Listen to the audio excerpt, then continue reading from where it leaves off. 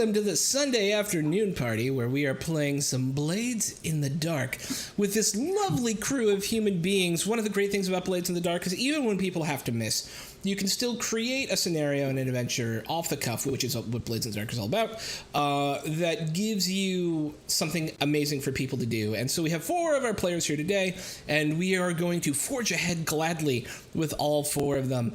Hi, I'm Throck. I am your, I guess they call it storyteller in Blades in the Dark. And I will... Blade Master.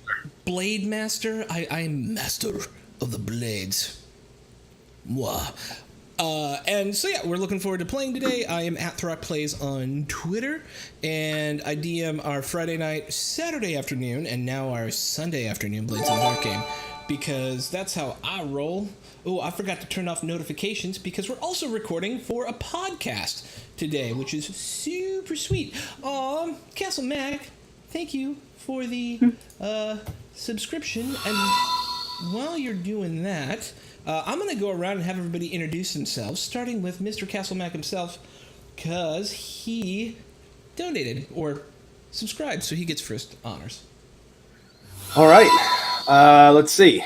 I am Steven. You can find me on the Twitter box at CastleMacSteven. That's with a V, not that filthy PH spelling of it. And I am playing Sebastian Connellan, a.k.a. Songbird, who aspires to be a puppet master manipulating all of the rich and powerful within the city of Duskfall.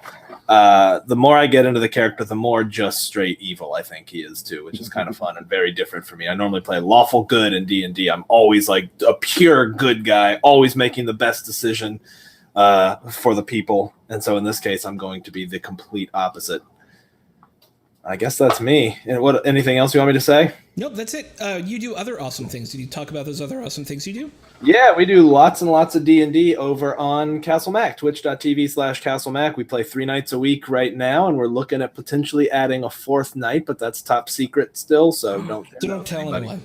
Yeah. But yeah, you can find us. Tonight we're running Curse of Strahd, and should be good because my wife's character is a werewolf, and she's going to have to overcome that or die. Oh, shit. Mm-hmm. That's super. Tonight's the night. It's been good. Yeah. All right, so Mr. Thanrand. Hello. My name's Stan Rand, and I'm playing Arden Vale, known as Taps, who wholeheartedly believes that everyone loves him. They just don't know it yet. But he also seeks to gain a reputation that strikes fear into the hearts of anyone who would make themselves my enemy. I stream for a living, basically. Not really for a living, but I do this every day at twitch.tv/ThanRand. Right now I'm addicted to Elder Scrolls Online and won't stop. What's up? And then you can find me at ThanRand on Twitter, at ThanRand on Instagram, pretty much everywhere. Wait. And then Mr. Baz. Hi, I'm Baz, also known as Tavian. I'm Tavian34 on the Twitters. I play Shade, who mostly Shade. His real name's Alec Holloway.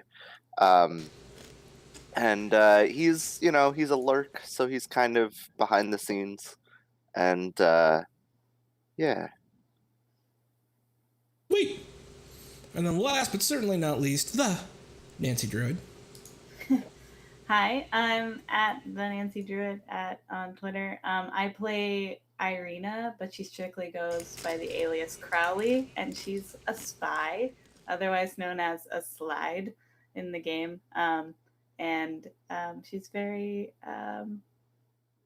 secretive, and she doesn't want other people to know whose side she's on, and that's kind of her thing.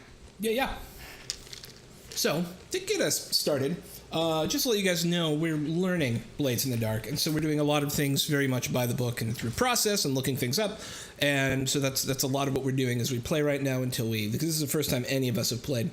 And so when we last met, our dark crew of spies and whispers, they had set up a spirit warden named Peveril Adrad, This spirit warden was wanted by the Bluecoats because they thought he was essentially infested by demon taint, for lack of a better term.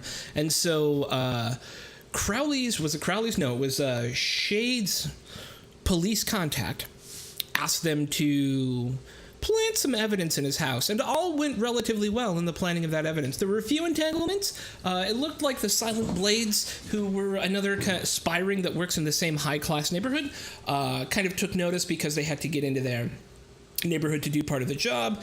But also, interestingly, they may have met some new allies in terms of some bodyguards at the time, but generally street toughs who were guarding Peveril Adrad, and so they kind of talked them out of guarding him, and that loosened the security, and they were able to get the score done, and all turned out mostly well. And so at the end of a score, you do a bunch of end of score bookkeeping. A little bit we've already done. I'm gonna open up my book here. I have an actual physical book for this game. It's crazy. And so we go to payoff on page 146 and figure out what the hell happened. It's such a beautiful book. I love it. It is such a great book. So did we do your rep already? I think I put your rep in there, but I can't remember. Yes. Yeah, Okay. we adjusted our rep. Yeah, and we're sharing the one sheet, right? Yeah, the crew sheet. Yeah, the crew sheet. That kind of has everything on it. I think Thanrand is our official scribe. You're muted, Than. Oh no, I'd be the worst choice in the world for that. I will not keep up with that. Who was our someone? I'll do it. Oh, was it you? Okay. Okay. I will miss stuff. Like it's bad. Yeah, I'm also horrible. You don't want me to. I have a hard enough time keeping up with my own sheet, much less anybody else's. For sure. Yeah, a little bit me too when I play. After the game, before our game, I go through and then copy everything that's different onto mine from the shared one. So Yeah. do not rely on. We have not done rep yet because it is not marked on your crew sheet. So, to go over how rep works, you earn 2 rep for the score by default. If the target of the score is of a higher tier than you, it was 2 tiers higher than you, so plus 1 rep per higher tier, so you earn 4 rep. The target of the score is a lower tier, so if you keep the operation completely quiet, that didn't happen. So you guys earned a total of 4 rep, right? That seems... Okay. Yeah. Where is rep? Rep On is... the crew sheet. Oh, below. there it is. Right? Yep.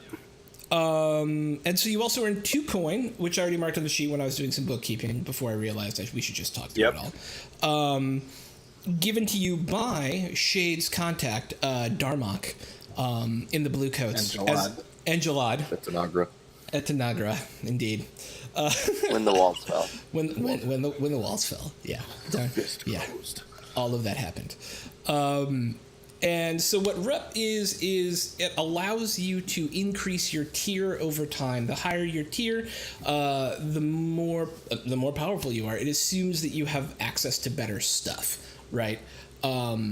Along with your general upgrades. You're seen as more powerful, your crew is growing and has influence, and so you're able to interact at a higher level with like more powerful people within the city and within the neighborhood. And so one of the big things you're trying to do in the crew phase of the game is to figure out how to build your rep and how to build your turf. And so right now you're on your way to building your first level of rep. I think you only need 2 more points to get to tier 1. Yeah, I forget the way turf and rep interact with each other. Yeah, I'm not. They do some like cross thing, right? Yes.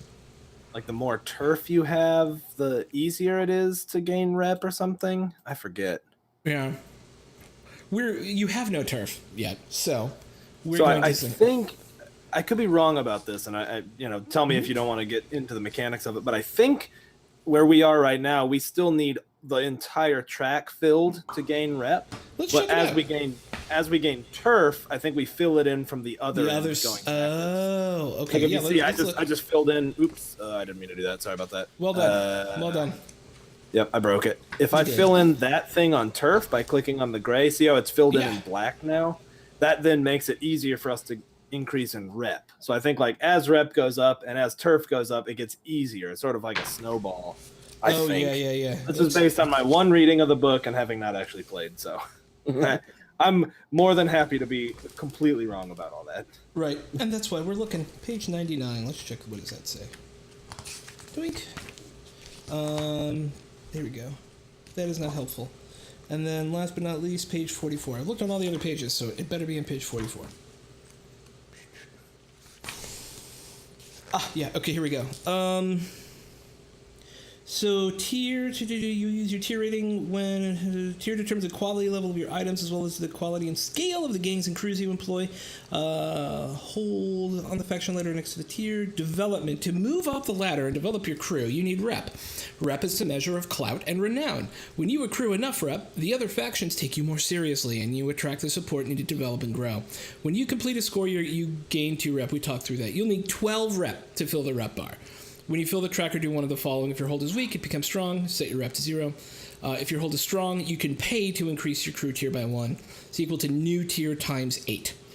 As long as your rep tracker is full, you don't need new rep. Once you pay... Turf is marked on your oh, yeah. And so each piece of turf you hold reduces the rep cost to develop by 1. Yep. So if you have 2 turf, you need 10 rep to develop. If you have 4 turf, you need 8 rep to develop. So yeah, as you guys increase in power, it becomes easier to gain rep. Increase in holdings, it becomes easier to gain rep. Sweet. Okay, so the next thing... Okay. The next thing was heat. You guys generated 4 heat off the last score. The reason that was is you actually gained 2 in it. One from... walking into the Silent Blades territory, and one from the issue that you guys had in the issue that Shade had in the house, where essentially what happened was some of the Bluecoats noticed somebody broke in, but kind of kept it hushed. And so people are starting to take a little bit more notice of you. When your heat gets to, I think it's 9. When your heat gets to 9, you take a wanted level, and somebody at an early wanted level, somebody's brought in for questioning, or you have to pay off the Bluecoats, there's a couple other things you can choose to do. And when it gets all the way up, very bad things happen. But we do not need you get incarcerated and stuff yet. So, entanglements. Now that we've figured out your rep and your heat, I need someone to make a 1d6 fortune roll to figure out, during downtime, what's the complicating factor? You guys have just completed your first score. You've headed back. You're figuring out what to do next. And during the course of your downtime, some complicating factor is going to show up. We don't know what it is, and I would love one of you to roll 1d6 fortune die to help us figure it out. I got it. Okay. 1 fortune die. 4. Okay. Interesting. I'm going to read this real quick.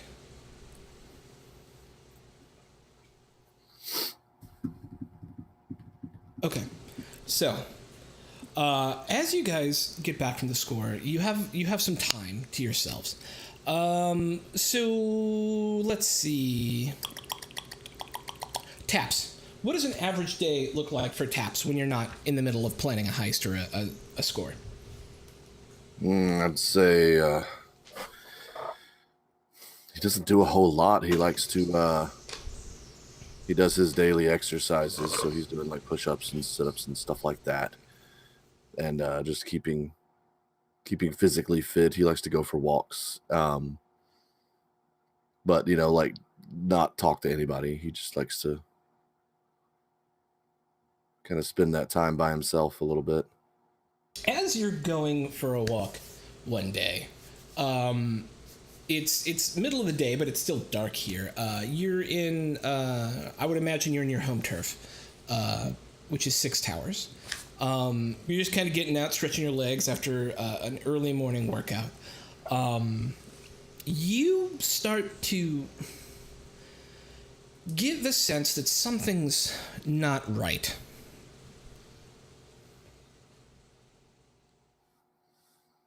You're maybe being followed, maybe somebody's watching you. You're not really sure.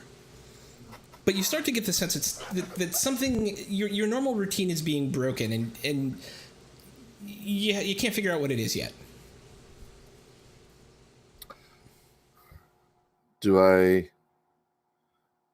Let's see. I would definitely try to, look around the area to see if I notice anybody. So is that a survey thing, or is that? You tell me what you want to do, and then decide on what skill you want.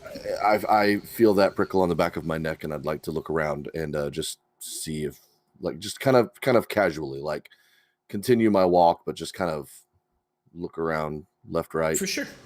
just to see if I catch anything out of the ordinary. Absolutely. I assume that my route is pretty set. Like, I always take the same route, and so I can feel when things are different. Yes. And it actually absolutely makes sense for you to like know your route, know where you're going. You're a security-minded person. So go ahead and make the skill that you will roll is going to be survey. Is that correct? Is that what you want? Yep. Okay. I think it's going to be risky, which is normal, but a standard outcome. So go ahead and roll a risky standard survey. Okay. All right. So you're on a relatively wide cobblestone street. There are large row houses on either side of you, flickering electromagic lights on the light poles. Some of them actually still work normally, but a number of them are out and a number more are flickering, and so it lends a bit more of an ominous cast to it as well. This is a boulevard that you're on. So there's a street and then like a strip with some, at this point, kind of unkept and mostly dead, like plant vegetation, mushroomy things on it to try and at one point have created some sort of visual interest here. Off to your back left, there's a couple of homeless folk around a barrel with a fire kind of going in it, and they're like trying to keep warm. And at first you kind of focus in on them because you're like, that's an obvious place. But then as you turn around, you come up to a four-way intersection with a smaller street. And about 15 yards before you get to it, two guys holding daggers. And they're surreptitiously holding them, right? But you're pretty savvy, so you know that they're hiding some sort of short-bladed weapon. Walk out almost in unison and face you. Both of them are wearing these black long coats on top of this like tight white shirt with like two ruffles coming down from the top, and these leather black pants with high brown knee boots. They almost look like they're in some kind of a uniform. Do I recognize the uniform, or is it new to me? It would be new to you. Okay. They're blocking my way. It does appear that they are blocking your way. I don't break stride. I just keep walking as if they don't register. They will continue to make a presence there, and as you guys get closer and closer and closer and closer and closer and closer, do you have anything you want to do? Are you just going to try and bowl through them? I'm going to get within, say, 5 feet of them, like just arm's reach. Mm-hmm. And then I'm just going to stop and say, can I help you? They both just stare at you silently for a moment, and one of them goes to flick a knife. It's not very smart, my friend. Can I help you? He's literally about to... Is there any reaction you want to make as he is about to... stabbing me? He's throwing it. Or is he just playing with it? He looks like he's going to throw it. Oh, he looks like he's going to throw it. Oh. Yeah. Well, then, yeah, as soon as I see that, I'm going to dodge out of the way, pull out my... I don't even decide what damn kind of weapon I carry. I'll say it's a very nice dagger. I'm literally going to step out of the way, and I want to just up in his grill, just right in his chest. Stab it. Okay. Right in the middle of the room. What kind of skill would you use for that? Skirmish. Okay. in close combat, assault, hold a position, brawl, and wrestle. I'm going to get Yeah. up in him and just... I'm going to call this risky, but with limited effect. And the reason why it's with limited effect, I think, is because there's 2 of them and 1 of you. You're outnumbered. Good. Unless you can tell me a reason why you don't think that outnumbered would matter. I would step to, they're side by side. I want to step to the side. I'll say the one on my right is the one that looks like he's going to throw the dagger. So I'm going to step at him on his outside shoulder. Yeah. To where he's kind of forced to turn, and so that he's between me and the other guy. Okay. I will increase the effect to standard. But I want to give you a devil's bargain. Okay. You notice now that these are both 2-weapon fighter types. And they look really well trained. You know to get behind him and to like get between the 2 and kind of mitigate what you think is the risk, you're probably going to take a hit. No, I don't want to get between them. I want to get to the outside to where the one is in between us. Oh, okay. I don't want to get between them. That's silly. I want to get to the outside. I misheard you. Okay. Yeah, I want to get to the outside of the one so that the one that I'm stabbing So acts as a shield to the other. Yeah. Okay. Is what I was. Yeah. Yeah. Then go ahead and roll. Let's make it risky standard. Okay, risky standard. Does that make sense to everyone? Okay. Because it's kind of a conversation, and people can disagree, and then we go through it again, right? Well, shit. You got a 6, which is awesome. That is a success that moves the plot forward. So as you step to the side, right, you realize he wasn't chucking the knife at you. He was chucking the knife at the ground at your feet, and it had some sort of note attached to it. But at the same time, you come around and you get him in the kidney. And there's this, he's going to take a level 3 punctured kidney wound. And at the same time, he and the other guy turn, and he starts limping away, and the other guy bolts. I let him go. Okay. A trail of blood leading away, you find on the ground a dagger. That dagger has a note attached to the hilt. I pick it up and read it. All right. It says, "We are a brotherhood. Our brother has been framed. Our brother will be avenged."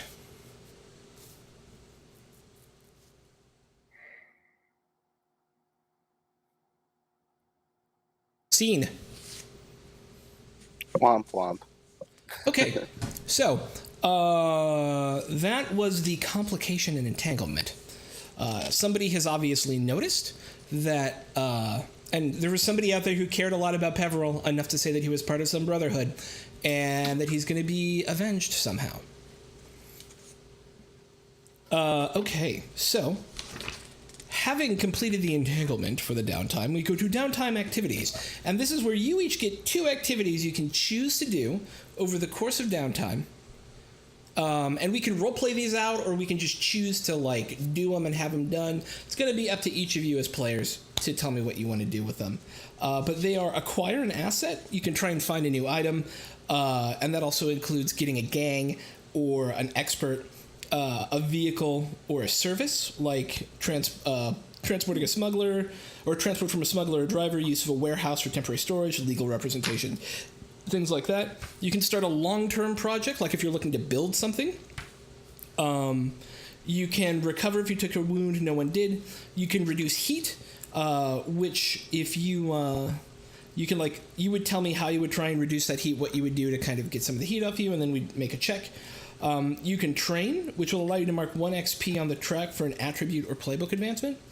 You can indulge a vice to relieve stress. Those are the things you can do. And you each get 2. I think I've already I've trained, I think is one thing I've done, right? When you say the... Yeah. It sounds like part of your regimen is training. So yes. I'm totally okay with one of your downtime actions. I think that makes total sense for you, and that would be for prowess, I guess. Yeah. Okay. Yeah. So I mark up here next to prowess. Yeah. What's your Or- specialty in? What's your crew specialty in? Our crew specialty. Oh, is resolve. Okay, your training Yeah. specialty is resolve. Okay, yeah. Oh, I see. So yeah, Okay. you will automatically get 1 XP in prowess. Okay. As you, What does the specialty mean? Do we get 2 when we You train? get 2 when you train that. That's yeah. what it was. Okay. Yeah. And then XP is next to where it says prowess, and then when you fill that, you get a dot. Yes. Okay. Yep. Okay. So then there's the playbook advancement down at the bottom, which is separate from that. Okay. That's a different experience track. Okay. Yes. What happens when that one fills up? The bottom one? You get a new playbook ability, one of your special abilities, I think. Okay. So that's special abilities, and this is abilities. Got it. Yes, sir. Got it. Okay. And then I would say after my harrowing experience on my walk, I would just take a circuitous new route back to the hideout and lay low and not leave again until necessary. Then will that take care of some heat on us? Laying low would not probably take care of heat. You have to actively try and reduce it. Oh, I see. I don't know. Okay. How would I actively reduce heat? How would you actively reduce heat? You know that the blue coats are kind of looking for you, and you know that the silent blades are kind of starting to figure out that they have another crew starting to work in the same neighborhood. Both of these things are increasing due to the fact that the silent blades have connections within the blue coat and within nobles and things like that. They're also, you think, maybe starting to pull strings to find out more about you, and that's bringing more attention on you, which is leading to heat, right?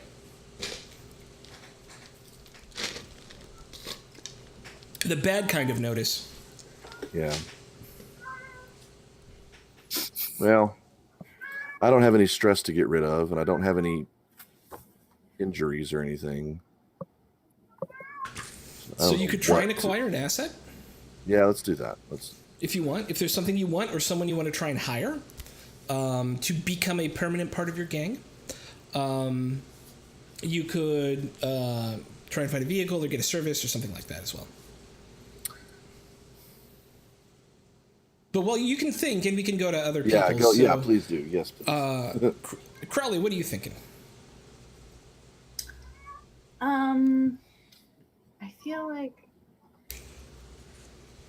acquiring an asset and relieving stress are 2 things that. All right. 'Cause I acquired some stresses. You did. So let's talk about acquiring an asset. What is it you're looking to do?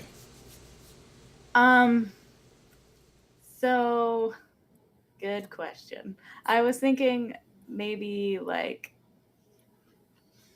to have like a guard on hand or something. For sure. To guard the soup kitchen secret hideout. I don't know.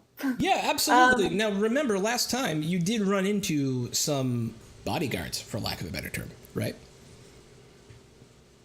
I don't know if that's like the best use. If I could acquire something else that's more helpful, I would do that. Well, think about, that's the one thing we forgot to do, so I would like to take a quick pause and say, everyone had homework last week, and that was to define 2 drives and 2 beliefs for me. Downtime is a perfect time to be exploring those drives and beliefs, right? So let's just take a second and go around the room, and everybody tell me what your 2 drives and 2 beliefs are. And so we'll start with Shade. Okay. Let me get back to my bio info. Okay. So my beliefs are that for my character, blue coats specifically are what he thinks of immediately, but also factions in general are individuals before they're factions, and so cozying up to them individually will let you do anything. Okay. As in, they will let you do anything is kind of his experience. And then he also believes that children can be both useful and relied upon, and to not underestimate them. And then his drives are to bring down those that force desperation onto the lower classes, and to make a better life for himself and those he cares about through pretty much any means necessary. Nice. So, All right. Taps.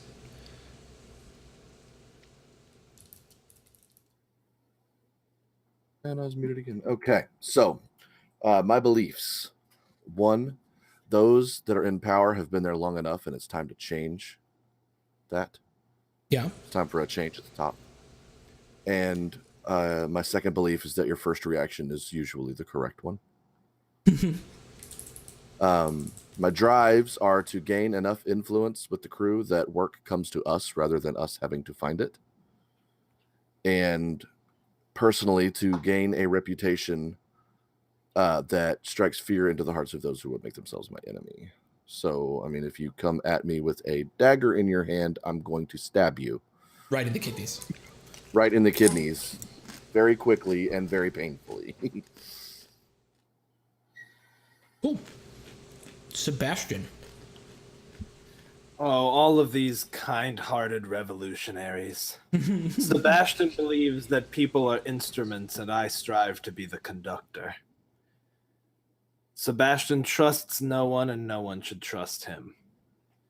His drives are to become a master of secrets and have something on everyone in power so that he can manipulate from the shadows, and to make our gang the one go-to for high-profile political espionage at whatever cost.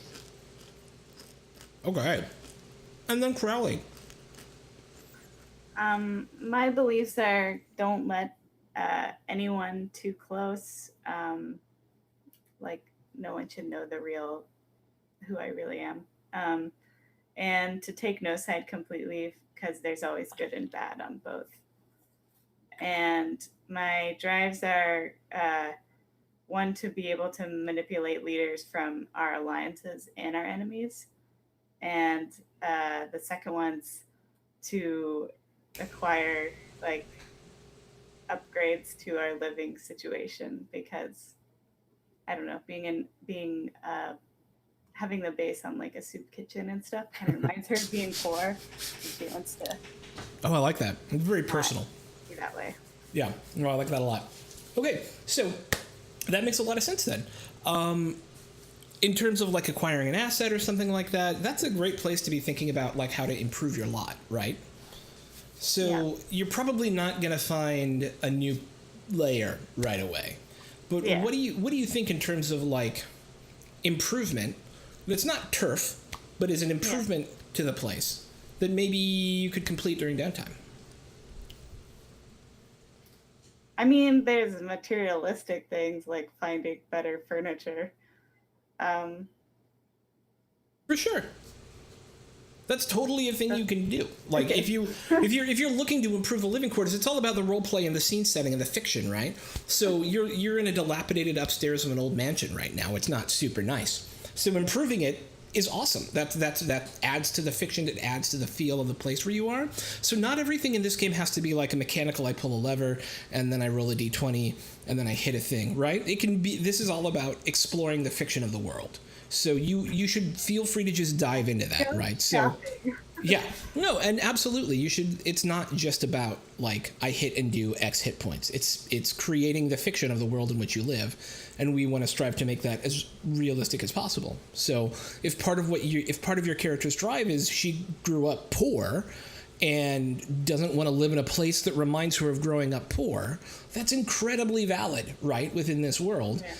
And it is something that you can absolutely pursue. And interestingly, it can like turn into a long-term drive to get yourself more and more money and to find a place for yourself that's not within the layer and like build out your own sort of like comfortable place for yourself in the world. That's all very like in keeping with this, right? It's like you're trying to pull yourself out of poverty. So you're talking about something really core to what Blades in the Dark is. Okay. Right? So don't feel sheepish about like I want to make the place look nicer because that's part of the fiction. Okay. So tell me about that. All right. So I guess I would like to.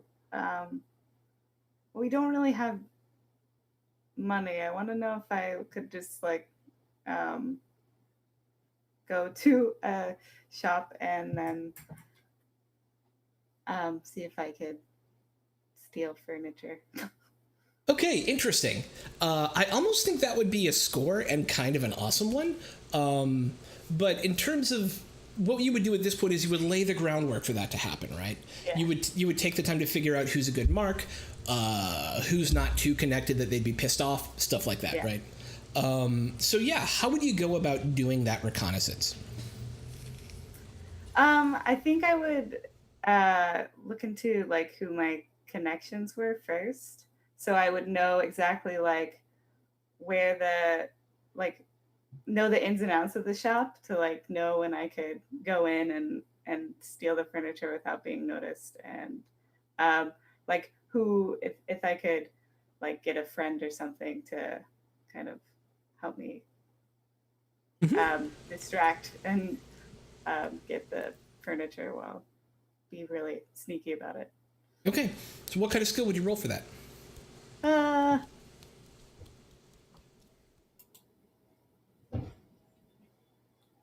I would roll.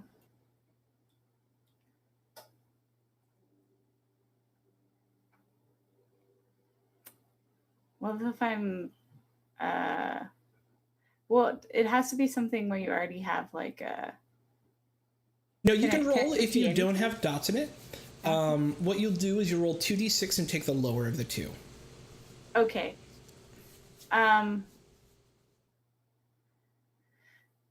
Unless that could be like, because I do have a dot in finesse, and if it's kind of like how good I am at sneaking furniture out without like making any noise, if that could be related to finesse. Actually, as we're talking about, you have one that I think works really, really well for this, right? And because we're early, I want to talk through these and add my 2 cents in. Consort, right, is a great way to like get information. Right. Okay. Cool. Yeah. And I want to give you a devil's bargain. Okay. So, you guys have not engaged in burglary before. There are people who are burglars around here. I will give you an extra die, but a certain crew, you specifically, will get on the radar of a certain crew. However, I will also allow that score that you're trying to set up to be the loyal fence score in your lair.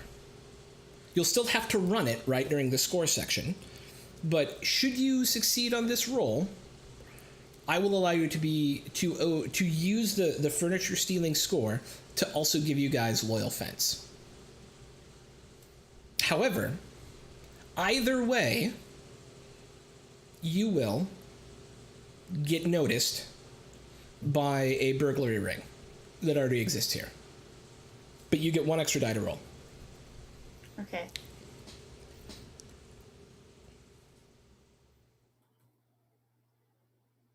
So what kind of is this? Oh yeah, so you click on consort, right? And then this will be a risky standard effect. And 1 extra die.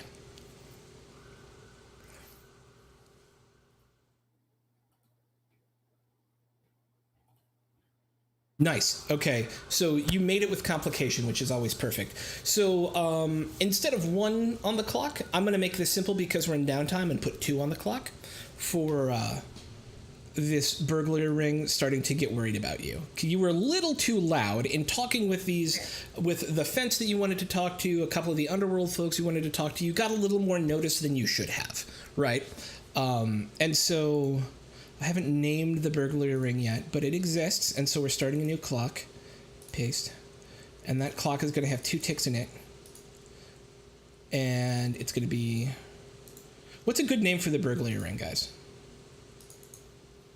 We're talking about like low-level criminals here that don't already appear on the like big player sheet, right?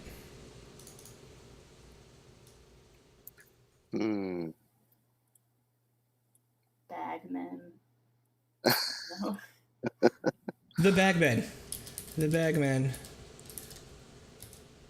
take an interest in Crowley. Doink. There you go. Right? Okay. Anything, and then you want to indulge in your vice, right? Yes, I want to go gambling. Yeah, you want to go gambling. Okay, so indulging in your vice. You make an attribute roll using your character's lowest attribute rating. If this is a tie, use whichever. Clear stress equal to the highest die result.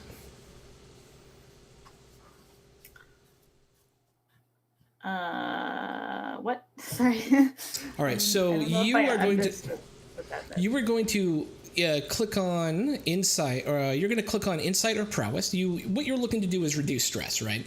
And so you're going to go to your favorite, your gambler, right? Yeah, Right. gambling. So dog tracks is, I think, was it dog tracks or boxing? I can't remember. The dog tracks. Yeah. So you head down to the dog tracks, which are over by like the big railway station here. It's one of the most well-lit parts of town, and there's always crowds coming in day in, day out. Well-dressed, high-class folk and lower-class folk looking just to pick up a couple extra coins. There's something about the thrill of the win and the loss, the electricity of the crowd, the watching, like putting your own coin at risk for this. That just. This is what I needed. I am in my place, right? But roll either insight or prowess. And it's just an attribute roll, so you just click on it. Okay. I will do insight. Okay. Is that just one? Just one die. If it asks for precision, just put risky standard. Okay, so luckily you have reduced one stress. You have not overindulged, so bad things don't happen. And so you have spent this downtime scoping out a new place for a score and kind of getting chilled out a little bit. That's a great downtime. Well done. Shade. Okay. So Shade definitely wants to train, and he kind of like he also does like he keeps himself, on top of being lithe and doing some physical exercises every day. But what he really wants to train is he wants to get better in sway. So, okay. I don't really know how you would train sway. But interesting. Sebastian, you have a pretty high sway, right? I mean, comparatively for this early level. You are also muted. Gosh, I have two different mute buttons here. I'll just gotta stick to one. I would be willing to take Shade out to some nightclubs and things and just teach Shade how to interact with people.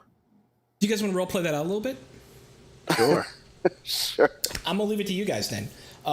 Sebastian's gonna be your teacher for this. It sounds like, because it sounds like using the crew, to me, using the resources you have in the crew to like learn new things feels a lot more organic than just kind of trying to make something up. Does that make sense? I love it. Shade, is that cool with you as well? Because you're the one looking to Yeah. do the training. Okay.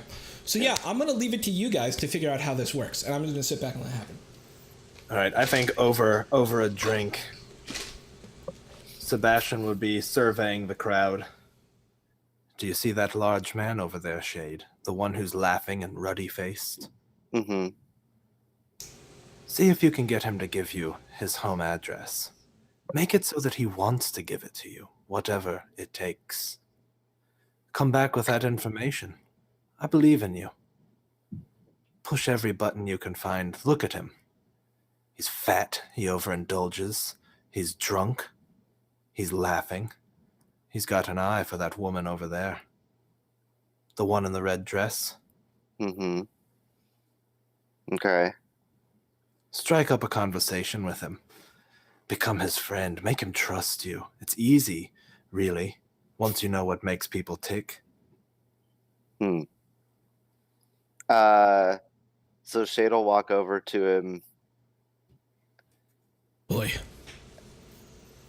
He kind of looks you up and down as you walk over and gives a questioning sort of look. He's gonna try and act as if, kind of like a salesman. So as if he's professional, but you know, but he's not very good at it. So,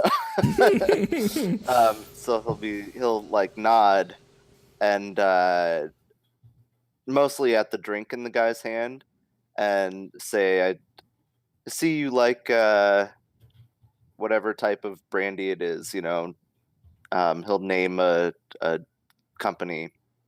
It's from Bell Oster. Yeah, it's a great brandy.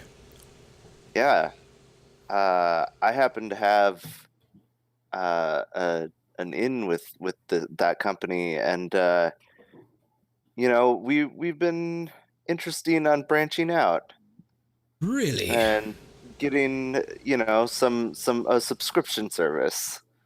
A subscription And, service for Belosti and brandy? Yeah. So we would bring it to your home address in return for like cash on delivery, and you look like the sort that would be interested in such a service. I do love the brandy, but what's the catch? I don't normally get approached by salesmen. Oh, we have representatives in many bars, and we're trying to get this service going. So, of course, there is a delivery fee, which, some would call a catch. But I think that it's quite worth it, to not have to walk through these very dangerous nowadays streets to get one's brandy. Okay, so how do you want to... do you want to attempt to make a roll to persuade him in some way? Sure. Well, the idea is that he's persuading him to give him his address. Right. Yeah. So. And so the setup is sign you up so I can get this stuff delivered to you for the low cost of like 1 coin a month or something, right? Right, exactly. So yeah, since you're training Sway, I feel like you would want to make an untrained, and this is, once again, me just making a call, which you guys should yell at me about, but because this is what you're training, I feel like untrained Sway is the most appropriate. Sure. Okay, so you just click on it, it's untrained, Yeah. but it's controlled, right? You're in a bar, he's not predisposed to disbelieve you, and it'll be standard effect. You might even get some money out of it, you never know. Cool. Okay. No bonus dice. Okay. No, so you rolled a 1. Yeah. All right, look. I don't trust you. You seem to me like someone who's here for my money. I want you to leave. Well, we're all here for money, right? I would like you to leave my table. Fine. Very well. You're missing out on a great deal, but that's, I'll be over here in case you change your mind. Okay, I'll keep that in mind. And he'll kind of go back to where Sebastian is and shrug. You're like, it didn't work. Sebastian would smile and pat you on the shoulder, take a sip, and say, "It was a valiant effort. I listened. It was quite clever as delivery service for brandy. I love it. The trick is to overcome their objections before they even know they have them. You have to... It's like fishing. It just takes a bit of patience. Wait until you've got just a nibble before you pull on the hook. You didn't quite have him where he was willing to give you his address because he didn't understand the business. You should have offered him something for free. Make him want to give it to you. Overcome suspicion early. Tell him something about yourself. Be a bit personal. You'll get better." And scene, take one in Sway. So in resolve. You wanted to put it directly into Sway, right? Yeah. Okay. Yeah. So you get So the training allows you to put it into. Wait, is that right? Train. No, it goes to resolve. Oh, it goes to resolve. Yeah. Yeah. Okay. Yep. And then once you max that out, then you convert that to a point below. Yeah, makes sense. Yeah. Okay. Cool. But since of our crew mode, right, I get 2 in resolve. You get 2 in resolve. That's correct. Yep. Awesome. And then you have a second downtime action. I do. I have my second downtime action. Oh, I meant. like to... I was still. Oh yeah, I'm sorry. Shade. Oh, I'm sorry. sorry. Yeah. What was he going to do? Oh, he's going to try and acquire a, whatever that one was. But he's specifically, so I guess I could change one of his drives. I've just kind of realized that one of his ideas is to kind of mold a small fleet of children into a personal spy network. I love it. Kind of like a Sherlock Holmes thing. Mm-hmm. So that's the other thing that he kind of wants to do, which is also kind of, part of his vice. But he's not doing good things for them necessarily as much as, right now he's trying to turn them into something for his own usage. Okay. So, I love it. Okay. So we can either narrate this or you can just make the roll and kind of tell me how you do it. Okay. I mean, that's part of why he wants to get better at sway. I'm with you. Manipulate people. Right. But also charm people. And anyway, so yeah, I can just try and make a terrible roll again. But this is more of a long-term goal and not like a, hey, you go do this for me thing. It's like a, hey, you, I will give you this nice large piece of food if you go look at that guy's pockets over there or something, like follow that guy home, tell me where he lives. Which actually, that would work. Okay, so that's what he's going to do, is he's going to try and get a child to follow the big guy at the bar. So one way or another, he's going to get this dude's address. Awesome. So... Okay, so yeah, in order to acquire a cohort, which this will be your children's spies, you're gonna roll 1d6. You're essentially gonna roll me a fortune die because you guys are tier 0 right now. Okay, so roll fortune. Mm-hmm. Number of dice 1. 1. Okay. Notes none. So, okay. 3. All right. So you have been able to get 3 kids. One of them you think has some brains. So you now have a level 0 cohort of child spies on the crew sheet. On the crew sheet. Okay. Yes.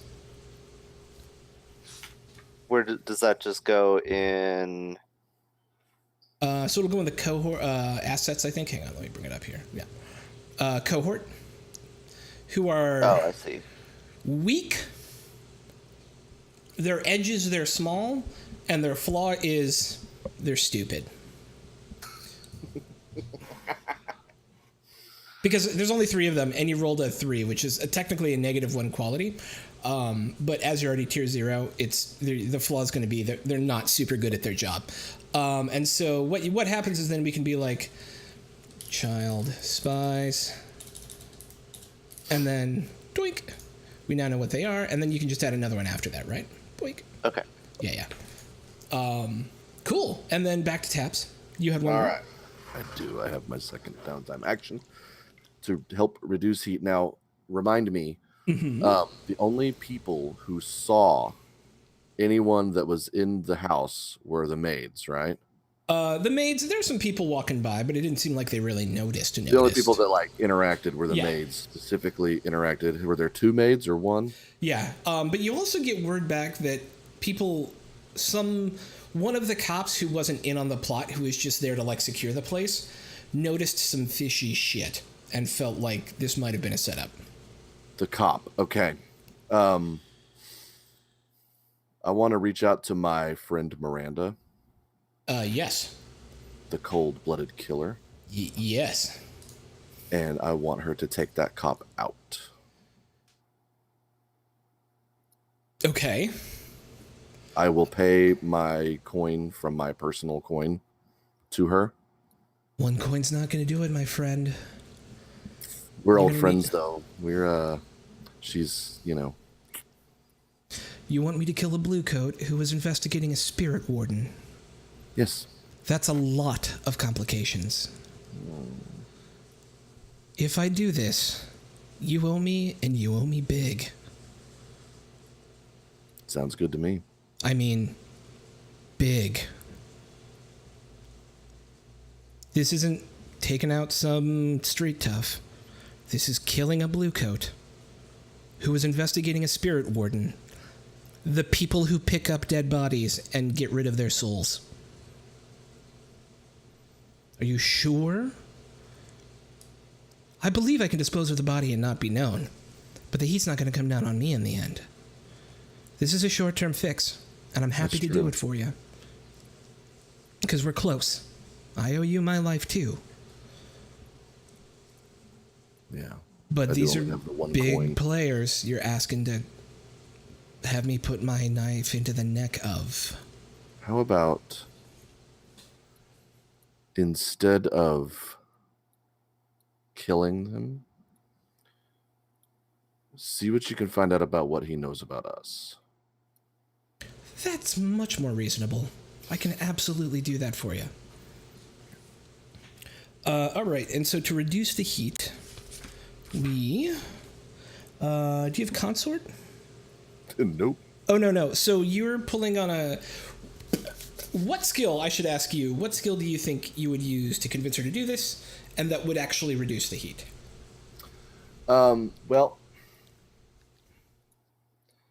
see, our relationship began as a employer-employee kind of relationship. Mm-hmm. I'm pulling on the fact that she used to work for me and using command. That we still have this relationship of, yes, we've kind of flirted off and on. We are friends, but I am in charge, and I've always been in charge, and she knows it, and I know it. Damn. And so I'm telling Damn. her, I need you to do this for me. You're commanding a friend. Okay. It literally throws that out as one of the things that is risky in the book. So we're going to call that risky. Hang on. I want to see what the. It's either this or not do a second downtime activity because No. I got stress you. and Yeah, no, I love I it. have It's nothing. just everything in the game is about risk, right? And so it's trying to figure out what the appropriate risk is for this. It's more like she expects me through our relationship. She here we expects go. me every now and then to say, "Hey, I need this done," Okay. and I pay her, and she does it. So what's your leverage here?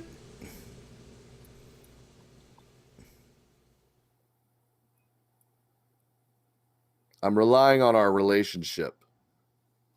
Okay, so you're putting your reputation. Essentially, you're putting your reputation up front with her. With her, yes, Yeah, with okay. her. I am sure our friendship is the collateral. All right, I'm gonna call it risky and standard. Risky standard. Yeah, which is kind of the standard.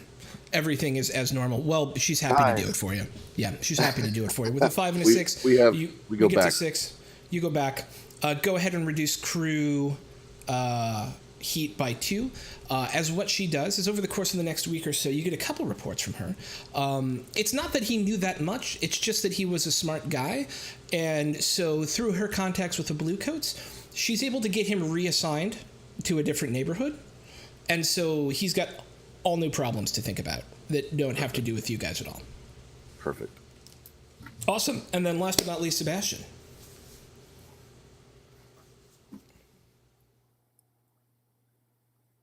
Who is muted, I think.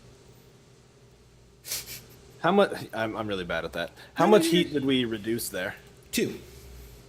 So oh, there it is. I'm sorry, I was looking at the wrong spot on the sheet. So we have 2 left. Yeah. I think with one of his downtime actions, he will also try to reduce heat, and he will do so by contacting his friend, which is Salia, the information broker. Yeah. And he would do so to see if he could find out any. Well, so the heat is both with the Bluecoats and with other gangs, right? Yes. So at this point, assume it's a little more abstract than that, but for our purposes, assume like one heat is blue coats and one heat is the silent blades. Okay. So let me think about the best way to reduce heat and trying to kind of understand that. I think I'm going to tie my 2 downtime activities together if possible. So the first one is going to be to try to reduce heat by working with her to find a contact within what's the rival gang we have? Silent blades. Silent Blades. He's going to try to find a rival within the Silent Blades, and then I'm going to try to train my own sway also to try to get a meeting with that contact and just see if I can sort of reassure them that while we're here to stay and we're not going anywhere, we believe we can coexist, knowing that it's only a temporary fix, but just trying to get them off our back for now. Love it. Okay, so starting at the top, what kind of your first half of your action was working with your contact? Working with my contact Salia, the information broker, to try to find out who to get in touch with. Yeah. So what kind of skills do you think would be involved in convincing her to do that? All right, let me look at my character sheet and remember. The mechanics they'll become second nature eventually, I'm sure. Yeah. I think that would be a consort, because I think he would make it kind of a social call, spend some time, make it like, look, we're not gonna talk business. Let's just go out. We'll have a good time for once, but then immediately, get right into business. Yeah. Subtly try to, and make it seem like, oh, and speaking of which, there's a gang that we're brushing up against, as it were. The Silent Blades, have you heard of them? Of course I've heard of them. They seem to be operating in a similar space to ours. Yes. A bit more established than we are, of course. And, indeed. well, quite frankly, I'd like to have a conversation with one of them. Let them know that we're of no threat to them before I wake up with a dagger to my throat one night. You wouldn't happen to know anyone over there, would you? You can maybe put me in touch with them? Maybe you're looking for me to set you up with a meet with them, huh? Oh, if it wouldn't be any trouble. Of course. Well, make your sway roll. Or consort, whichever it was. All right. Both of them, I can see the utility of here. Yeah. I think that's risky, right? It's 100% risky. Outcome would be standard. So they're more powerful than you. And so as much as you guys are friends, she isn't really looking to step on toes. Sure. Limited outcome then? Yeah, I was thinking limited. Does that make sense? Makes total sense to me, because it'll be someone low level, but maybe just enough to get some heat off them. Yeah. I have a good amount of stress, so I'm not going to take any stress, and I'm not going to make a devil's bargain. Actually, I'm willing to hear your devil's bargain. What is my devil's bargain? And anybody can come up with a devil's bargain for this, by the way. It doesn't have to just be me. We rely on the creativity of the crew to create the fiction. If I were to give you a devil's bargain around convincing her to set up a meet, and what's her profession? What does she do again? She's an information broker. Yeah. You will get an extra die as long as you commit to her to break into a certain noble's house, and there's a very specific chest that she would like recovered that she believes contains documents useful to her. Oh, of course, it's always the quid pro quo, isn't it, Salia? You've taught me well. Well... It's why we work so well together. Second story work isn't exactly our specialty, but I have someone who might be good at that kind of work. You can give me more information about it later, but for now, I agree to the terms. It's a dangerous world. You need to learn how to multitask. Fair. All right. 6. Nicely done. She happily does it, knowing that she actually trusts you pretty well, right? She is always looking for her own advantage on top of everything else, and she feels like she got that out of this. And knows someone medium way up. I'm going to say that increased the effect to standard with the 6 because it moves you forward a little bit more. Knows a lieutenant in the gang who she can hook you up with. His name is, there's a random name generator and I want to use it. Where's it at? Where are you, random name generator? Maybe there's not. I thought there was. Oh well. I have another one. That's what we do here. Multiple. There is somewhere in there. I've seen it, but it's a big book. His name is Brannon. He goes by Cutter. I would go back to the safe house before I met with him to see which one of the crew was available to accompany me. All right, I would bring my strong arm. I'd bring Taps. And I think on the way, I'd like to have a conversation with them. And because we've been pretty mechanicsy, we haven't had much chance to like just talk to each other. Yeah. So I think as we're kind of walking, go ahead. No, I was going to say, so there's downtime and then we go back to open play. So we phase out of this into everybody kind of gets back together and figures out what the shit's going on and does a bunch of role play. Right. Cool. Gotcha. Yeah. So let's go ahead and do the scene, but know that more is coming. Okay. All right. I think just on the way to the meet. So why is it that people call you Taps anyways? I don't think you've ever told me. There's a little bit of a tick I have. When I start getting agitated, I start tapping on things. Ah, the infernal drumming during planning sessions. Yes, I realize it. It seems obvious now. So you can tell you're agitating me when I look you in the eye and start tapping my fingers. I imagine I'm never agitating you, darling. No, not yet. He would kind of smile and remember that, file that away, knowing that I can read him much easier because he just told me his tell. He's a bad guy, man. He's a bad guy. I make it clear that I don't care who knows my tells because it won't make a difference. I think it would be mostly pleasant conversation besides that. Okay. Absolutely. So the meet was set up at a small inn in Whitestone itself, kind of in the center of town, right near that big circular park that's on your map, right there, right. So just off of that, cool. It's got there are some tables outside, and it's got a very nice view of like the lights that surround the park. And you see two gentlemen, one of whom meets a description of your contact, sitting at a table drinking some sort of alcoholic beverage. I would nod to him, sort of motion for Taps to stand nearby, and then go sit at the table. Say, I believe we have a mutual friend. Brannon, is it? Yeah, but nobody said anything about bringing muscle. Are you telling me that you don't have any muscle present here? You'd scan around the room. I mean, there's nobody obviously muscly.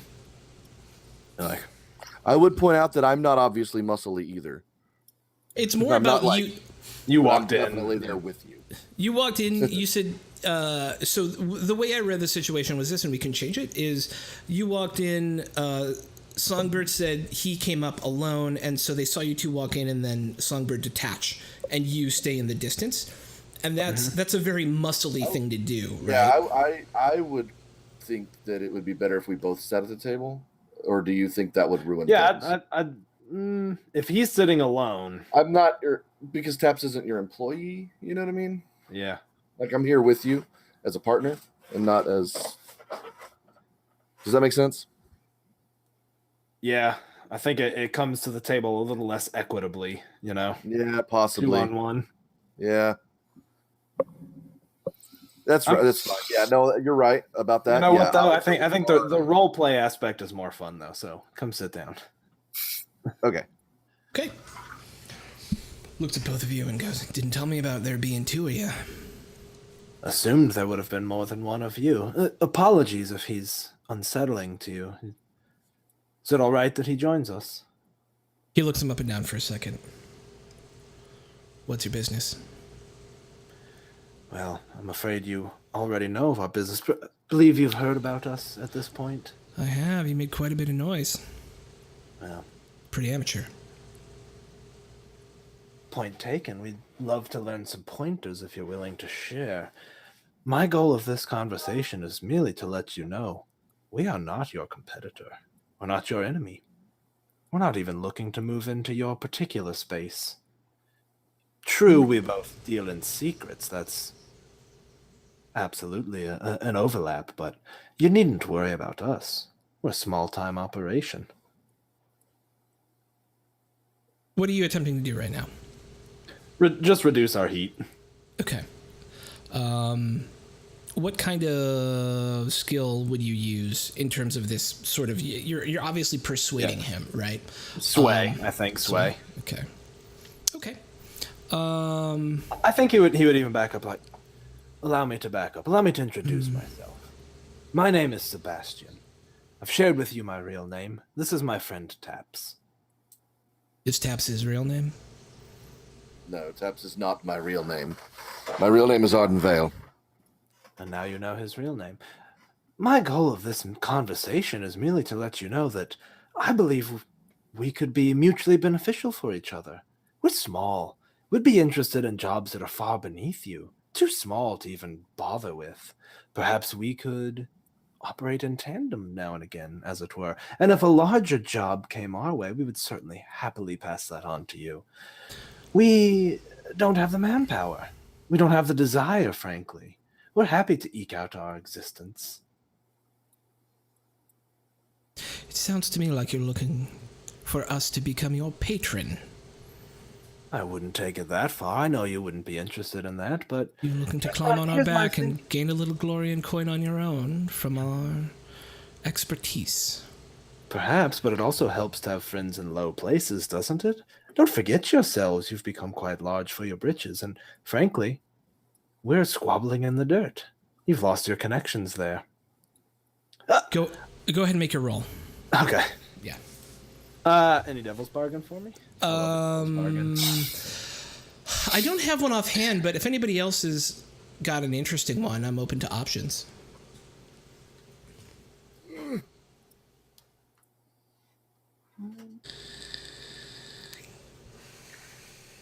They just have nothing to lose by saying no to you, right?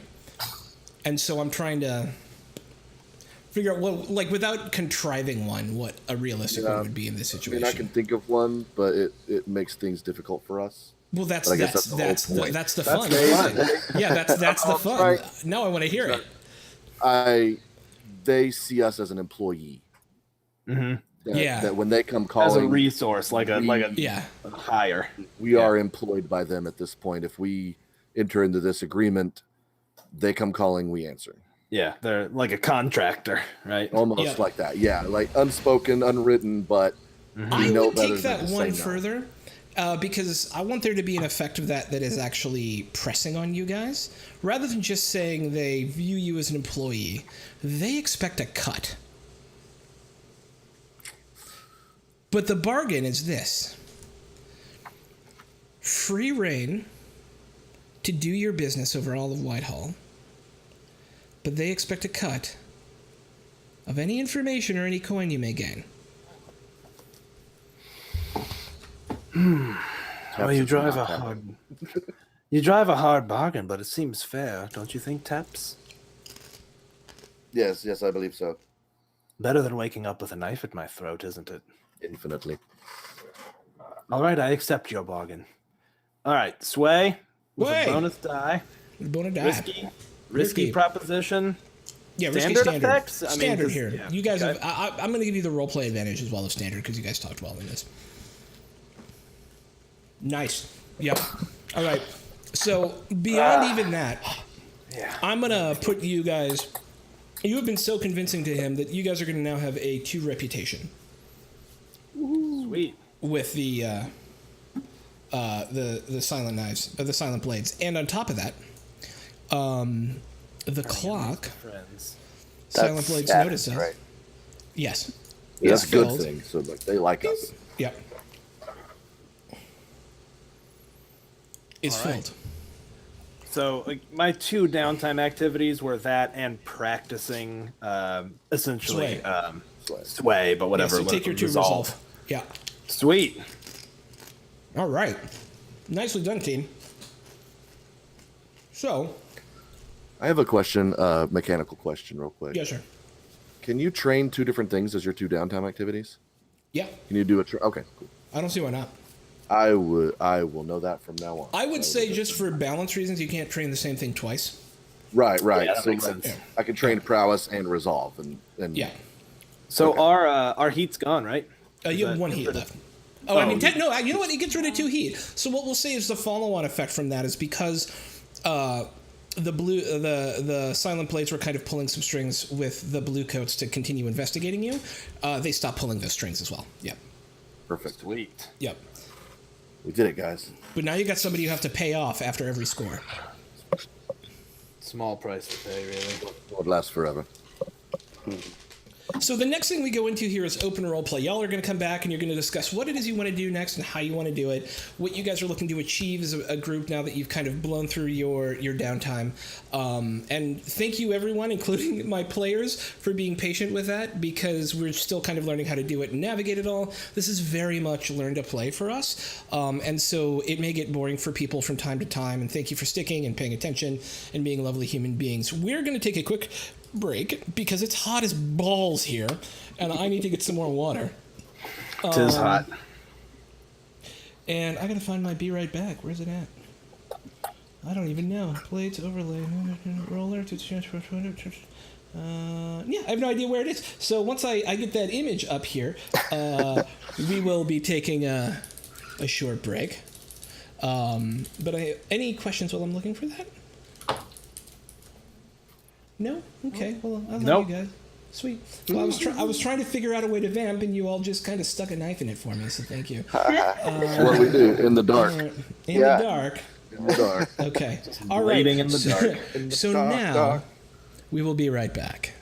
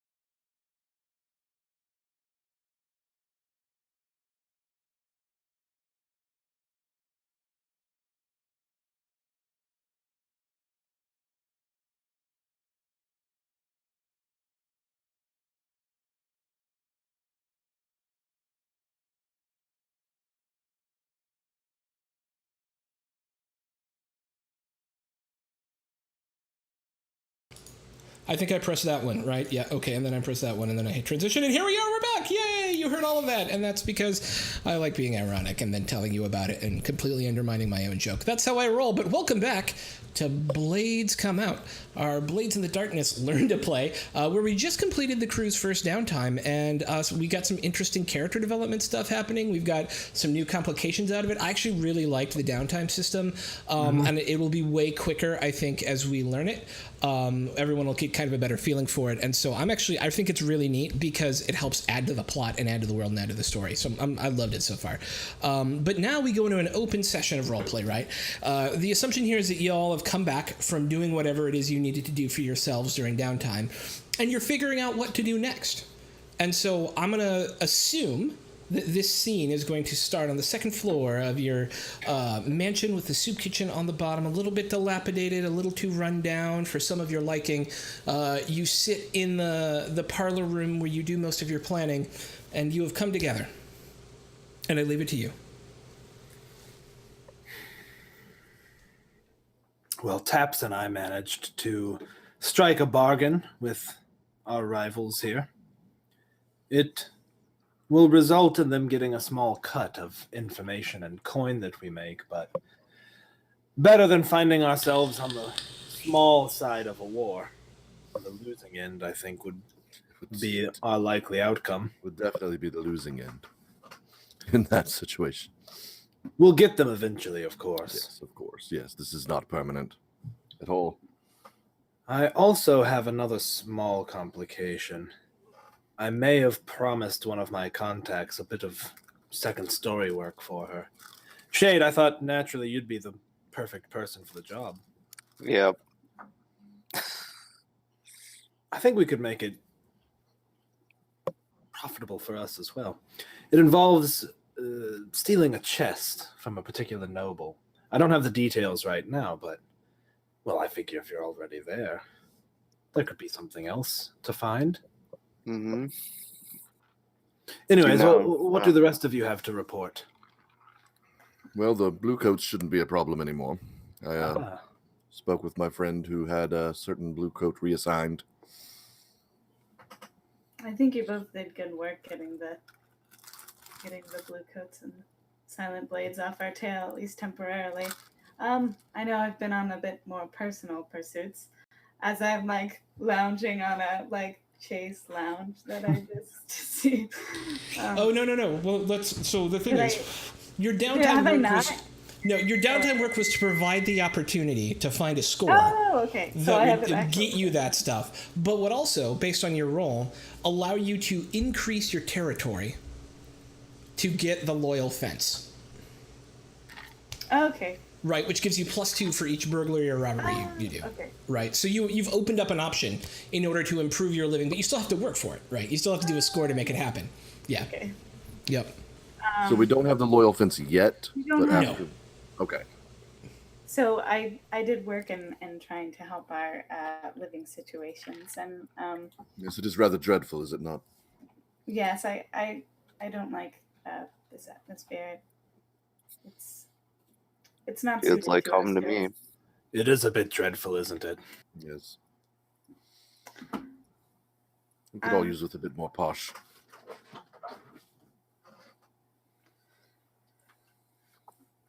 So Well, I'm willing to help with that, of course. Mm-hmm. Whatever I you need. think the squalor we live in here is far beneath us. yes, I agree. Okay. I started making a group of spies to help us. There's one promising one. The other two, they'll make. One day, should they survive, they might be strong physically. What do you mean physically? Are they not already? Well, they're children. You hired children. I didn't hire them. I told them where to go, and I give them food. Don't tell Roxy. She'd be all up in arms about it. She would not be happy. Exploiting the little people quite literally in this case. I think it's quite industrious on your part. Well, they need things to do to, keep them out of real trouble. Oh, indeed, Get yes. Trouble for me. I'm neither here nor there, but they sound like they could eventually pose a liability. You should keep an eye on them. I will. Who knows? Perhaps they'll be running our satellite organizations in the future. Exactly. One of them, anyway. We all started somewhere. Okay. So what do you guys want to do? What are you doing?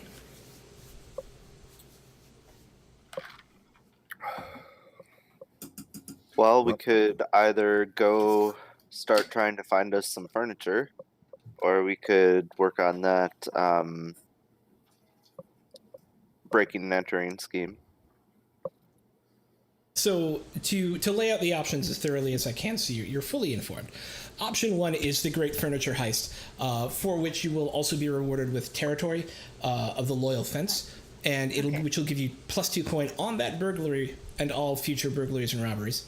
And the other is, at this point, also a burglary, because other people than you are currently dictating what you're doing with your lives. And that is to sneak into a lord's manor and steal a chest of documents that, was it Taps's contact was very, very interested in? Or was it Songbird's?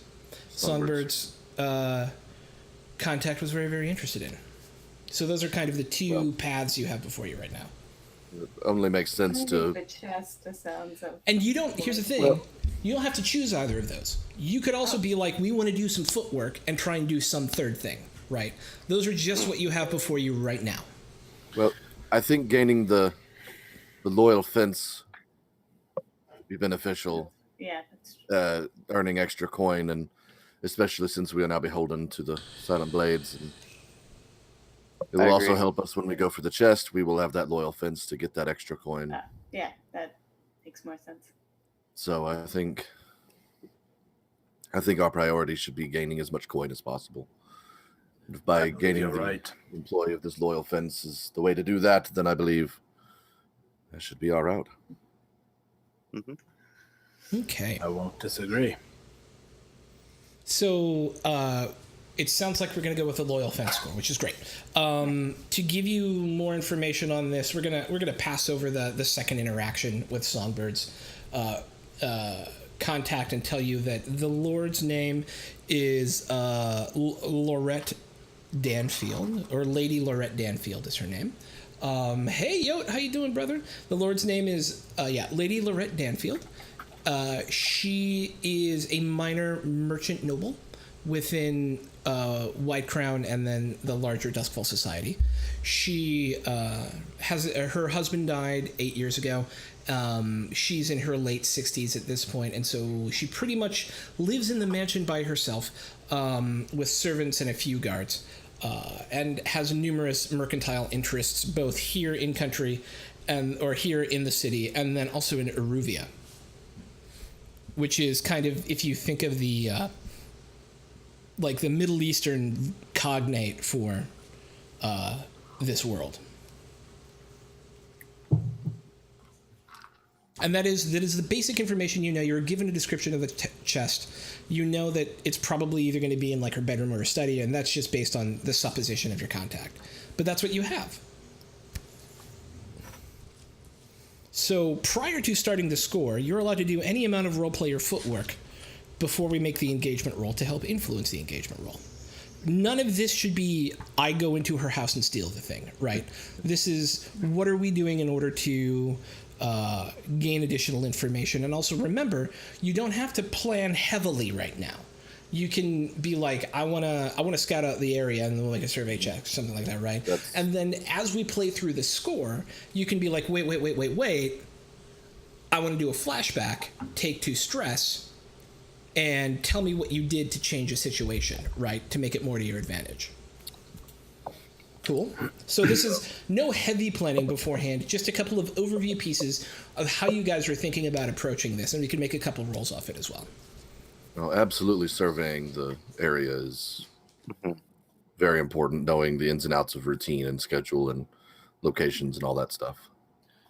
If her husband is dead 8 years on, and she doesn't leave her house much, I'm sure she could use some companionship. I could try to ingratiate myself.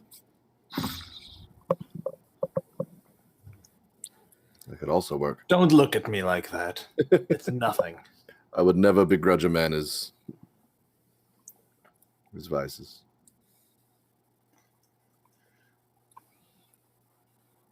If I could locate the location of the chest, perhaps strategically ensure an upper floor window is unlocked, Mhm. that would leave much of the work in your hands, Shade. Mhm. It'd probably help to know the servants and the guards' routines. Yep. You do I- have a spy with you. I could also go and infiltrate as one of the workers. Perfect. So we study the ins and outs of the process. When do servants come in? When do they leave? And then insert Crowley into that service. That would also give me access to the rest of the house to actually. Perfect. Yeah. And then Sebastian, you Location. ingratiate yourself upon the Lord. The lady. Lady. Either way, doesn't matter. Well, but, you know. And gain her confidence, perhaps make our entrance a little easier. And then Shade. The smash and grab. Do smash and grab. I will basically play Overwatch and not the video game. And just keep an eye on things outside with my survey ability to make sure things go smoothly from outside. Crowley, Right. perhaps you can find a bit of information that I can use in order to get my foot in the door, as it were. I think that's a good idea. All right. So we're going to narrate. To me, the timeline feels like this. Taps surveys the area. Crowley infiltrates the work staff. Sebastian or Songbird ingratiates himself with a lady. Shade breaks in and, with the help of Crowley, who's already on the inside anyways, gets the chest and gets out, right? So this is kind of the meta plan that you have. Yeah. Is survey, infiltrate, ingratiate, steal, right? Like that's essentially what's going on. So the whole actual heist, like when it's happening, I would say Crowley's helping inside, I'm helping outside, while Shade's doing the deal. Yep. So there's two ways we can run this. We can either do a group action, which I feel like is less appropriate, or we can just do a quick, like a 30-second scene with each of you before making the engagement roll. And I think that second one makes more sense here. Yes. Because we're all separate, so yeah. Yep. So, Taps, tell me how you're surveying the area. What are you doing? I'm taking on one of my normal morning walks, but I'm going by the mansion and just taking a look at the lay of the land, seeing what buildings are where and who walks by at this time and that time. Watching the worker schedule as they go in and out. Just figuring it all out from the outside. Okay. That'd be survey, right? Survey, yes. Yeah. I mean, it's up to you. I shouldn't really say that. Yeah, no, it's gonna definitely be survey. Survey a location or situation to understand what's going on. Yep. Make So the is roll. this risky or this is controlled? okay? This is controlled standard. Controlled standard, got it. Yeah. And 15 bonus die, right? Yeah, you absolutely make the rounds. One of the big issues you have as you go through it, though, is you realize that she's got some guards, man. And You got what at Blurk Up? I'm sorry, she's got some guards, man. There's a couple at the front gate, and the one thing you do notice is there's two shooters who hang out on the roof. And one of them seems to have marked you as you've gone by, as being not someone he's seen in this neighborhood before. And then we do Crowley. You are looking to do your spy shit and get your way into that house and become a member of the staff. Tell me how that happens. Yes. So I would want to come, I think, already in a maid's disguise. I'm into it. And Sorry. I would, and like, and then, I think, I either want to like infiltrate in the, just go in, or just like, just kind of play it off as it's my first day of employment and convince all the staff that that's why I'm here. But mostly just stay low. So let me ask you, are you trying to legitimately get a job, or are you trying to bluff your way in as if you had... I think it's more of like a bluffing, like if anyone asks, but I'm just going to stay low and sort of infiltrate my way in as like I see the staff, as if I can find where like the servants' quarters are, and like I'm just kind of sneaking around most of the time though. Okay. This, I would say, is... what kind of role do you think you would make for that?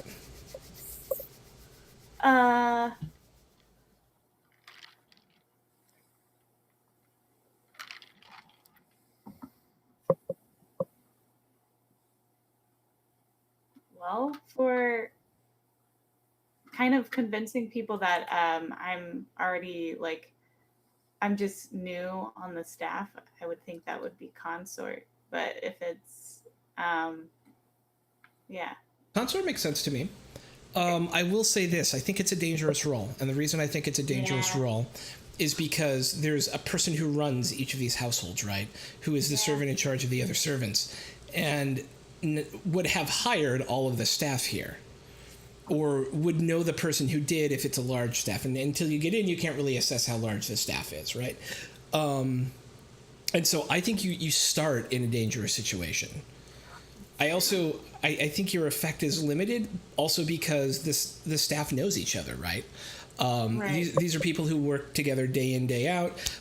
Some of them live in the household and are very... so it's a highly risky situation. We don't really have a time limit, do we, on this job?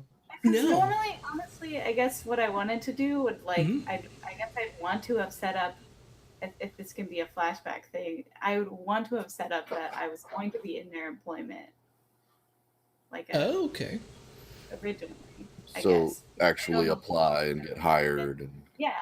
Yeah. As a setup, if that is allowed, and like. Yes, I actually like that better.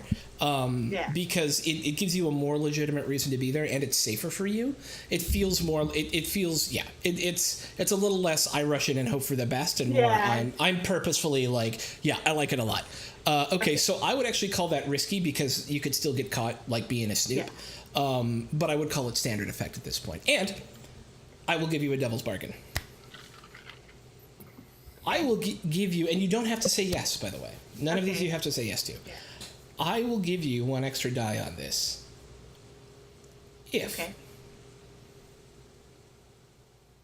What happens will be you uncover...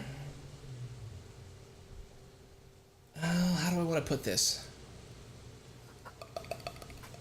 I want to make it worthwhile, and I have an idea. I just want to make sure I'm phrasing it right. Let me look it up. Welcome to Learning to Play. Because I want to make sure I'm saying it like right.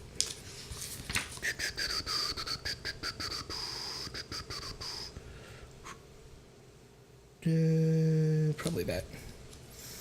You know what? All indexes should highlight where the core rule is written in there. Right? Like, just giving me a list of numbers, not the most helpful thing in the world.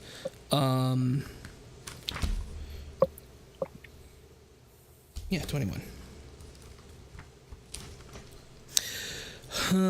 Yeah.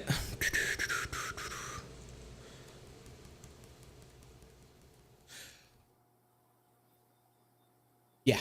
So, interestingly, you will be offending another faction by surreptitiously putting yourself in there. It turns out that there is a cult of the forgotten god amongst a number of servants, amongst a number of houses. And there is a chance for you taking this extra die to have contact with the entity that this cult worships.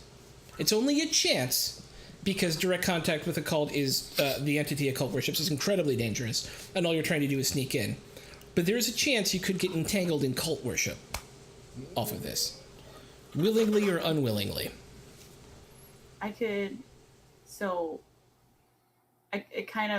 This sound kind of went in and out for me. I'm sorry.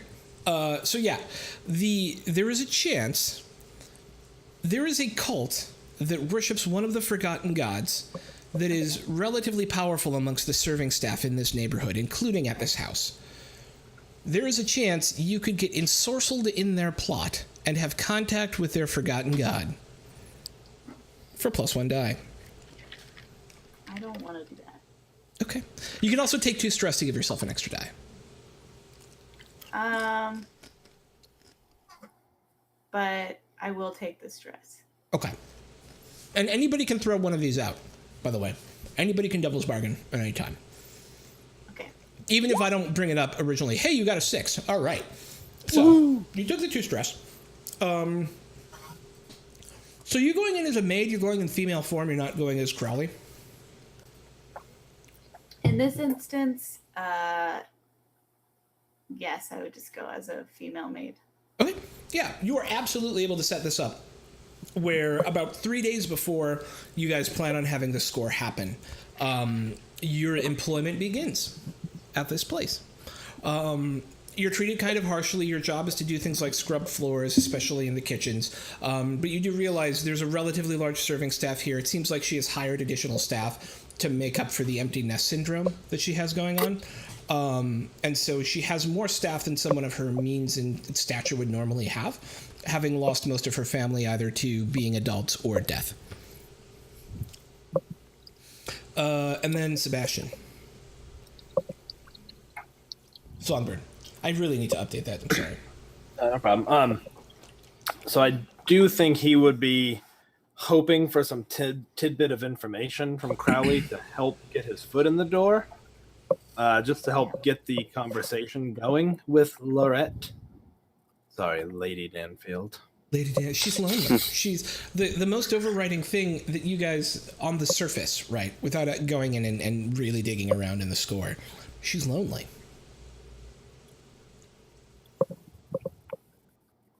That's the big thing in her life. All right, then I would be pretty overt then. I would show up at the manor and try to get an audience with her. What is the nature of your business? Is this her asking or someone else? It's her butler. Okay. The You nature come into of the door, my the business. door opens, butler shows up, and Also, he would be wearing his finest clothes, freshly bathed, okay, fine perfumes. okay. My father had business with her, something to do with Aruvia. I remember meeting her some decades ago. I was but a child. I was looking for some closure with the loss of dear Papa. Was hoping the lady would see fit to at least entertain me for a few minutes of conversation. Nothing more. You have a card? I seem to have misplaced it. Understand. Please wait a moment. And the butler, who's actually a youngish man, closes the door, leaving you waiting outside. And about 4 minutes later, he comes back and goes, yes, the lady will see you in her salon. Please come this way. And do knock the dirt off your shoes before entering the main foyer. Of course. Okay, so you're sat in front of this. Actually, she's in her late 50s and has been relatively well kept. In fact, she's probably taken some alchemical preparations to allow herself to look younger than she has. She's got very sharp eyes, very knowing look to her. and not like knowing, but like she seems very sharp, right? She's sitting there flipping through a book as you come in, and he announces you. What are you calling yourself? He would just give him his name. Okay. He's a nobody still. Sebastian. Sebastian. Brr, brr, brr. Do you have a last name? Yes, but let me look at my character sheet because I don't remember. Connellan. Sebastian Connellan. Sir Sebastian Connellan, my lady. Here to see you on a matter of history. Yes, thank you for that introduction. I appreciate that. My lady, you may not remember me. It must be 17, 18 years on now. Do you remember my father, Lord Connellan? He was working with your husband, I believe. Something to do in, is it Aurelia? Iruvia. Iruvia. Yeah. I'm afraid I was but a lad then. I don't remember exactly, but I do distinctly remember meeting you, my lady, and being quite enchanted. And I must say, you don't look as if you've aged a single day. And he would just come and sit, like, kind of next to her. Okay. Do you remember my father at all?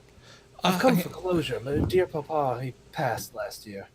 I'm very sorry to hear that, but at the time I did not deal too much in our business. I thank you for stopping by. I do not get many visitors these days, but Well, that's a shame. I Why must is say, that? well, I'm a widow whose family has moved on, have their own families now. I see them occasionally, and otherwise I do my business and go about. He would look offended. life. Like, my lady, you're a widow, but you are clearly not dead. She giggles a little bit to herself, and at this point, I just want you to tell me what you're trying to accomplish. Oh, he's trying to seal the deal with her, my man. Oh, Over like time, literally. I think Yeah.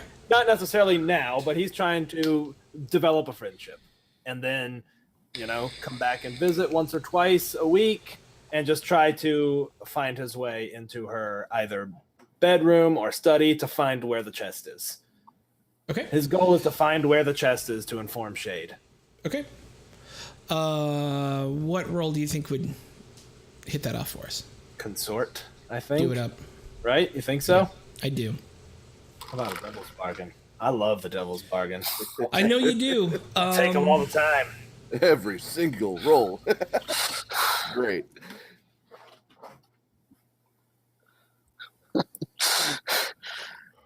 Well, she shows you Yes, her bedroom, but Olivia. you have to have sex with her. Okay. That's not a devil's bargain for sure. No. She has chlamydia. He doesn't care. He's there. Ravenous is- STDs. Another rival for the lady's affections. That's good.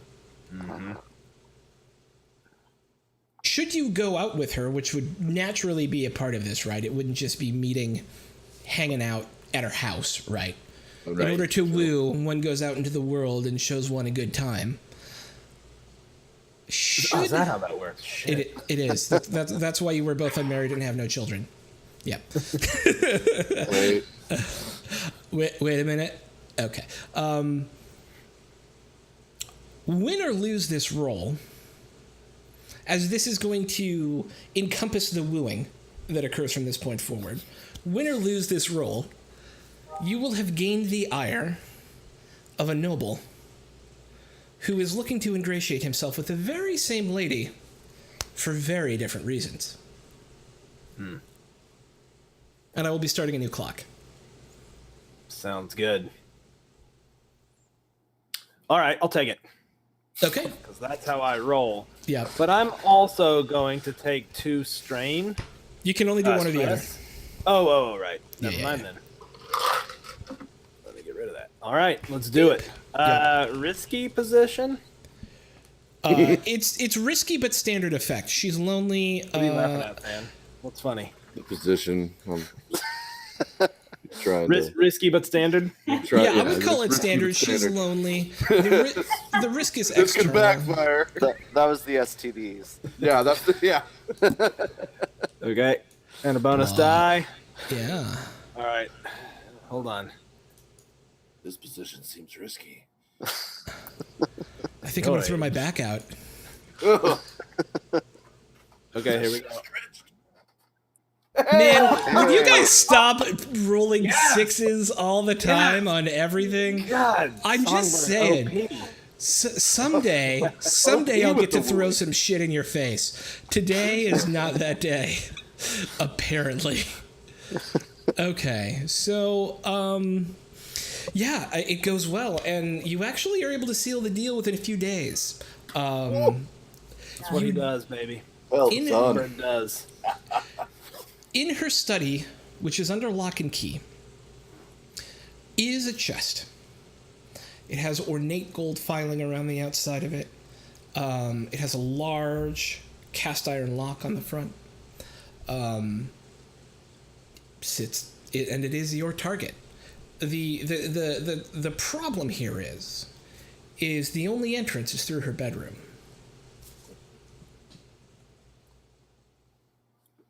All right. Any windows? There in the study, yes, there's one window in the study.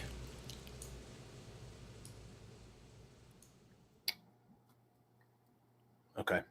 He would, if possible. Actually, I'm even willing to take 2 stress to give an assisted roll to Shade. He would just kind of casually unlock it, just barely visibly unlocked. If it's those kind of like slide in on the window to keep you from raising it. I don't know what the lock would look like, but I'm imagining just turning it just enough to where it was unlocked, but wasn't clearly open either. Yep. And then whenever Shade was looking to do the heist, he would take her out if he could. Try to time it. Okay. And you will absolutely be able to take her out when the heist happens. Paramore of... What type of taking out do you mean? Whatever it is the lady wants. So we're calling this clock the jealous paramour of Lady Lorette. Nice. Okay, so we have done all of our preparation. And it's time to make the engagement roll. So when I do one of my playbook abilities is weaving the web. When I do consorting, we get to add a die to the engagement roll. Yes. I think it's page 127. Planning an engagement. The engagement roll. Okay, 1D for sheer luck. Plus 1D for major advantage, which, given the fact that you have an inside person and have someone at this point who is, putting it to Lady Lorette, I'm going to give you advantage on that. I don't think there's a major disadvantage. This operation is particularly bold or daring. I don't think this operation is particularly bold. Their guards might be on alert just since they noticed taps, although I think the timeline might be such that cooled off. Yeah, because we're I went and gathered information, and then Crowley went and spent time. Yeah. Ingratiating. You spent time, so we're talking. It's been at least a few days since I was even seen over there. So, and I have not been back because I noticed. Yep. That so actually makes me question whether I should even go back at all. Shade. Well, you could create a diversion. Yeah, I'll put a hat on or something. Shade. I've grown a mustache since then. Two-story manor with other manors on either side of it. 2-lane street. Sidewalk, buildings. Right. Mm-hmm. What How is your close together are the houses? Probably, there's a little bit of yard. They're probably 10 feet distant. Okay. But I want to ask you, what is your point of infiltration? Well, I was thinking roof. Okay. And as in, like, the neighbor's roof to her roof sort of thing. Yeah. Because I think that would be... I'm assuming the study... Well, I'm hoping that the study is facing one of the other houses so that I could, like, do a roof to roof and then drop down to window sort of deal. Okay. So we're going to make a fortune roll to figure all this stuff out. Okay. All I need right now is your point of infiltration is the roof. Right? Yeah. Sweet. And so you'll have Crowley waiting for you on the inside. Oh, right, the inside. Yeah. I suppose since we have so many people inside, Crowley could like let me in through his servant's entrance, and I could be. Yeah, I I don't was. have yeah. any disguise or anything, but I could be like a service, like a plumber sort of deal. Like, Okay. For sure. All right. So your point of infiltration is the servant's entrance. sure. Quick question. Outside the window to the study, is there a balcony there, or is it just sheer wall? We're gonna make an engagement roll to find out. Okay, The details of the fiction may change.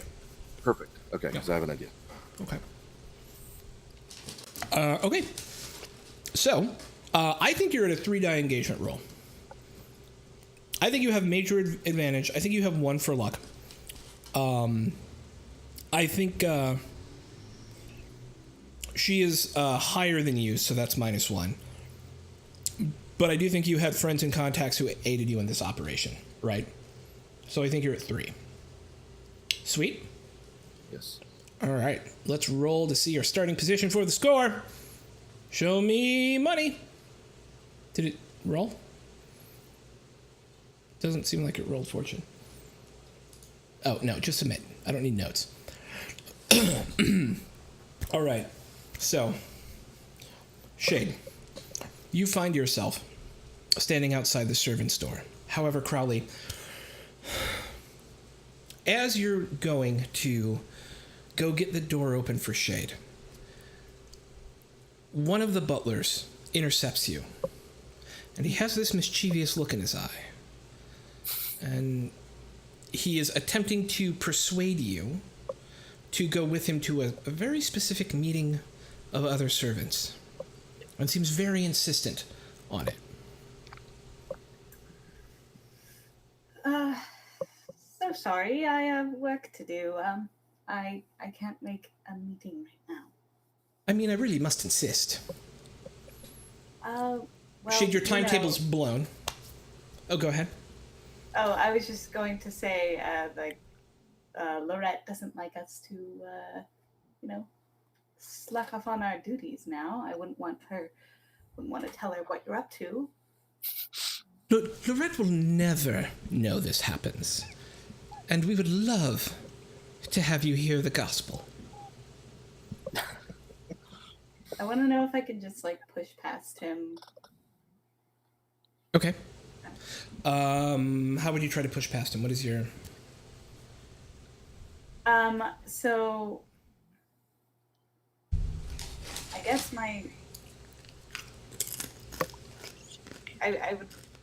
I was literally just thinking I would push him out of the way and get towards where He I'm seems going. like he wants to get you going where he's going, so he is an opposite force to you. It's going to require some sort of check to get past him. Oh, okay. I mean,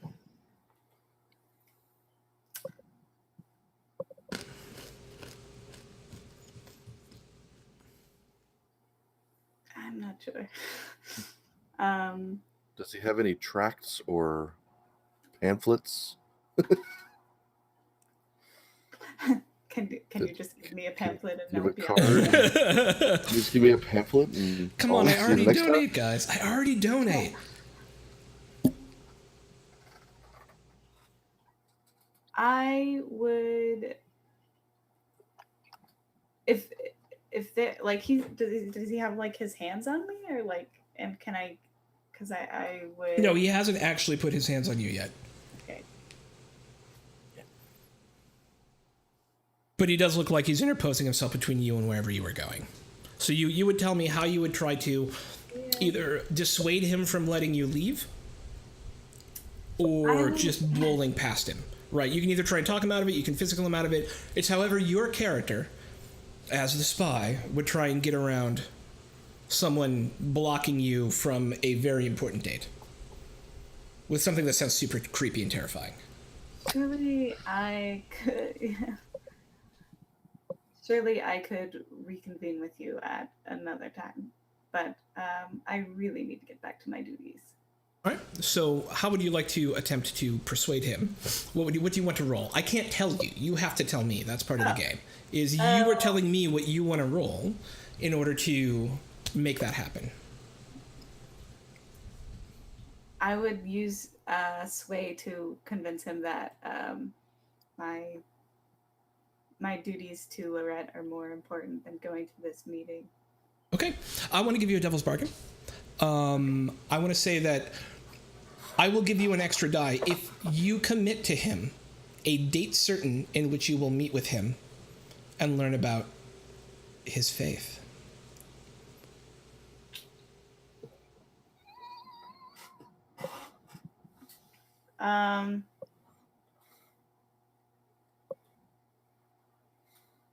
I will. You know what? I actually will take this devil's bargain. Nice. Okay. So, you're gonna do it's your sway, right? So you're gonna sway, plus 1 die. I'm gonna say you're in a dangerous situation, but you're at standard effect. So if things go bad, they could go very bad.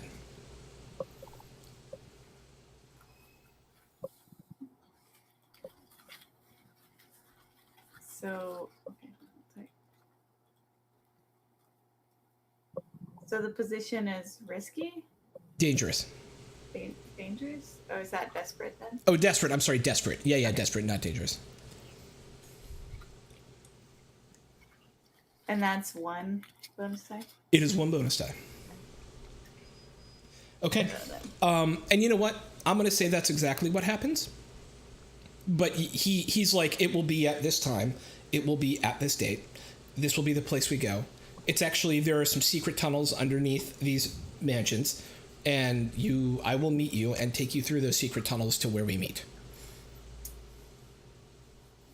But he understands that you have work to do, and he will let you go. Okay. About 5 minutes late, Shade, as you're getting super nervous, going, come on, where is she, where is she, where is she, where is she, where is she, where is she? Crowley opens the door. I probably would have tried to prowl at that, like, behind a bush or something. Yeah, go ahead and do that. Give me a prowl check. That makes a lot of sense, actually.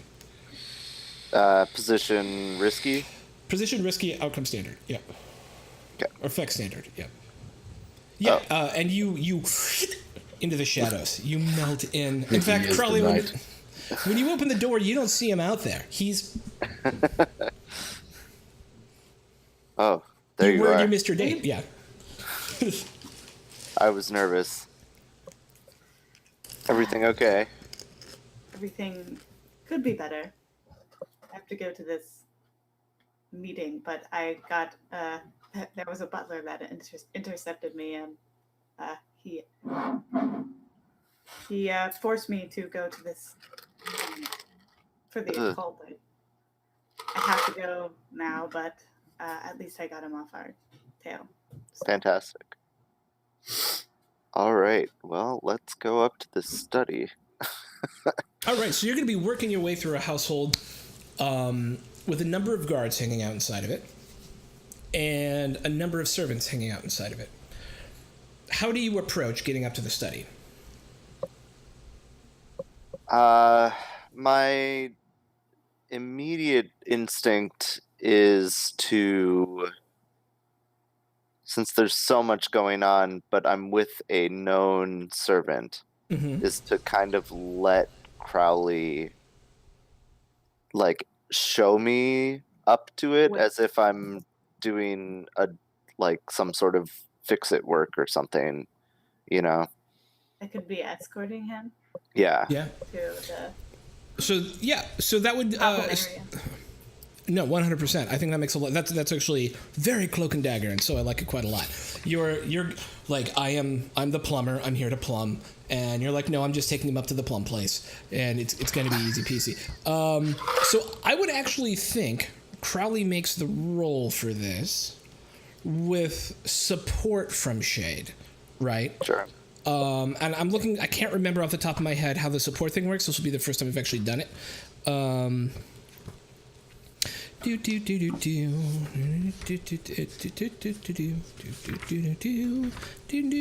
Okay. Does anybody remember off the top of their head? I'm looking it up right now. Let's see. Dude, where are they at?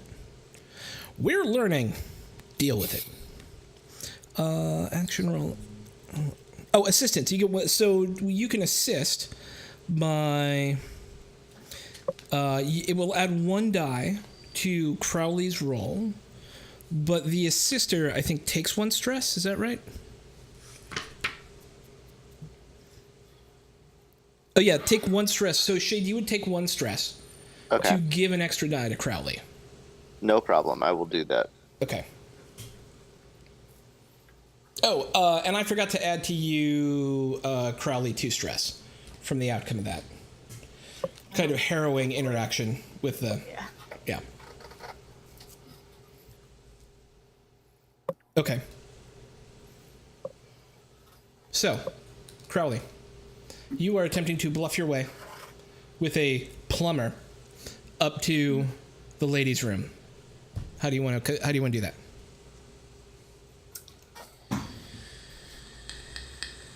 I would like to take. I mean, if there's, because sometimes they have like the a servant's way to get up to the same location, so I would take that route. So there's the least amount of people on the way up. Love it. What role would you make to make yourself? No, what role would, because essentially your objective here is to not raise suspicion getting to the ladies' room, Yes. right? Yes. So what would you do in terms of like a roll? What do you think you would need to roll to not raise suspicion, right? Because this is a new person in the household, it's later in the evening. The lady's out. It would be, well, that would be probably, no.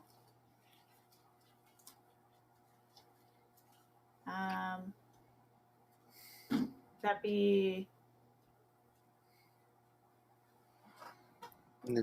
I don't know. It's kind I of a honestly don't know. It's probably sway sway. prowl. Way? Yeah. Prowl sway. Oh, Yeah. okay. Sway? Yeah, sway. All right. You can always take extra stress. I don't have a devil's bargain for this unless someone else does.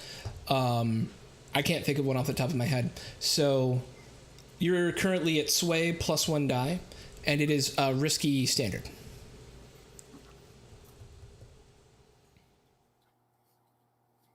I could also, I'd like to use my special ability. Ooh, what's that?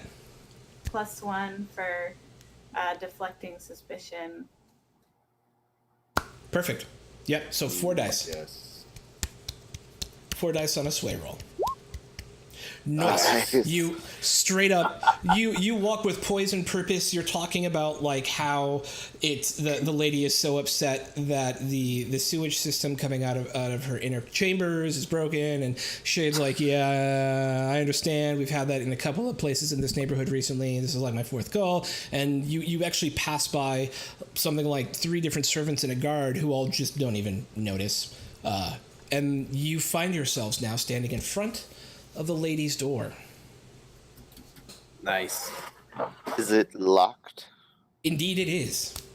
Well, I do carry lockpicks on me, but would Crowley maybe have like a key? Because servant to clean things? I don't know. The only I've been person... snooping around.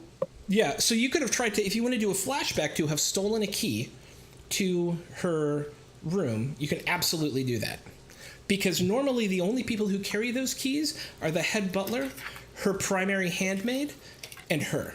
Those are the 3 people who carry the keys to her room. I would like to have stolen the key from the handmaid one night, Okay. or the night before that it was going to happen. For sure. She lives in the house. She's in her mid 60s, has been serving the family for like 50 years at this point, started as a servant girl, and has worked her way up and is very proud of her position within this noble family. And has a room to herself on the servants' floor of the manor, kind of at one of the ends of the hallway, so she has like a nice corner window. She keeps a very regular, because the lady's schedule is pretty regular. She has some business meetings during the day. She may go out for dinner that night, but otherwise mostly stays at home. She also, the handmaid also has a pretty regular schedule. She's not like a tricky person to try and steal from. So I'm going to put you, for whatever you want to roll, I think the situation is probably going to be risky, but you're going to have a good effect on it. It's risky because you're stealing, and every time there's always some sort of possibility of complication. But how are you going to approach getting the key? She keeps it on her during the day, and obviously takes it off with the rest of whatever she's wearing except a nightgown at night.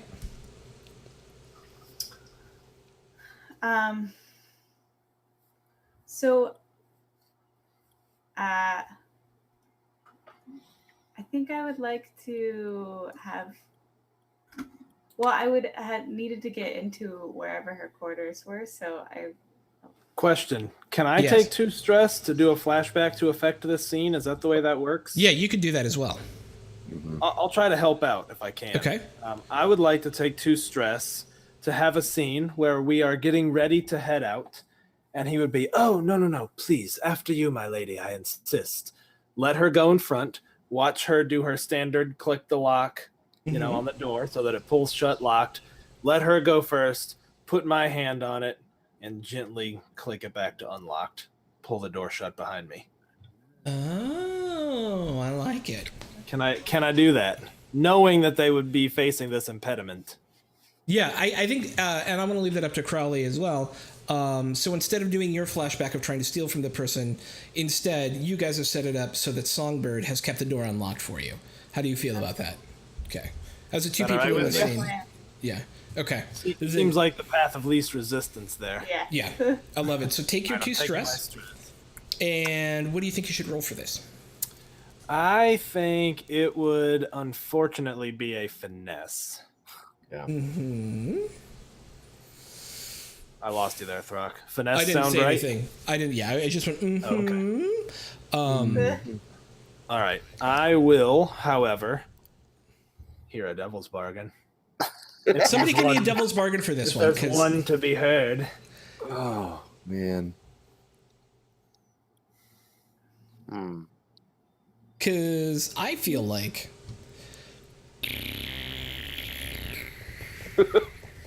this is a difficult one because the only ones I can think of ruin it. Yeah, like she notices. She notices and it blows the whole thing. Somebody goes and locks it after. And... Yeah. Fuck it. Okay, so here's what we do. Being incredibly security-minded, should you fail this roll, the locks will actually be changed on all private quarters in the house, as there was a fear of a security breach. Ooh, yeah. Should I fail? Should you fail? Take it. Okay. Risky standard? Risky standard, yeah. Oh, God. I apologize for nothing, team. Self-sabotage is my favorite form of role-playing. Okay. Hey, so you didn't fail. You didn't fail. That's good. Didn't fail. You did not fail, which is great. However, as you guys approach, I have to add a complication in the moment to this. So I think as you guys approach the door, 2 guards come walking down the hallway from the other side on their regular evening patrol. And look at you suspiciously and go, "Miss, you're not supposed to be up here, and who is this?" To Crowley. Oh, I was just doing my rounds. I'm supposed to be working in this room, escorting the servicemen into to fix the pipe that's been leaking. I've seen the duty roster for tonight, and you're not on it. Oh well, it must have not been. Is this also a perfect place for a flashback? Because Because think about it, what you can do is change the fiction, right, with flashbacks, and go, but wait, I am on the duty roster for tonight. I Yeah. am on the duty roster. Yeah. You're wrong. Yeah. Okay, I will take a flashback to do that. Okay, that is 2 stress, which I think you probably marked and maybe didn't unmark for me sheet before. I don't know, but you would take 2 stress from this. And tell me how. So the duty roster is in the head butler's office. He tends to be doing rounds and stuff like that. So during the day, it might be relatively easy to slip in and be like beep beep beep beep beep and put your name on there. But however you want to do it, it's in his office, which doubles as his bedroom. Okay. I mean, I think I would.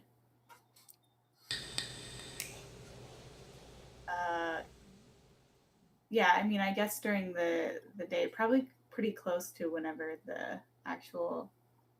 Shade would be coming over to change. Mm-hmm. When there wouldn't be, he wouldn't be in his room. Okay. So what's the skill you think you should use to be able to slip in there quickly, change it, and slip out? Okay.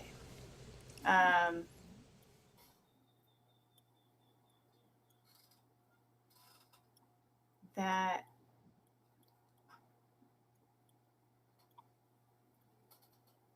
would that be finesse? Finesse would be great for that, right? Because you're essentially going in, you're crudely trying to quickly plagiarize your name and his handwriting in the book, and then trying to get back out. So finesse works for me. I'm going to call this because it's during the day, there's active staff, you're in someone else's quarters. I am going to call this the hardest one of the positions, the desperate position, but standard effect. Because if you get in there and write it, you're going to be able to get in there and write it. But it's a desperate position, which means if things go bad, they'll go very bad. Standard effect. And you can take stress to push yourself, or we can figure out a devil's bargain. What's a devil's bargain? What devil's... So she is sneaking into the butler's office. How fucked up is this place? I have a devil's bargain for you. As you walk in there, you realize that there is an artifact sitting, and it's an incredibly, you feel this power kind of roiling off it. To take this devil's bargain, you feel compelled to take that artifact with you and keep it safe from any who may wish to possess it, for which I will give you +1 die. So, sorry, it skipped a little bit on the... Yeah, so there is an artifact. It is a small statue of a man from the Dagger Isles. So think like Norse, right? I'm sorry, think like Asia Pacific Islander is Dagger Isles. A man from the Dagger Isles, carrying a spear in one hand. His mouth is this huge gaping grin of teeth, and where there are 2 eyes, it's instead 2 beetles made out of rubies. And as you look at it, you feel the need to possess it and allow none but you to hold it. That's my devil's bargain. You must take that to get the die.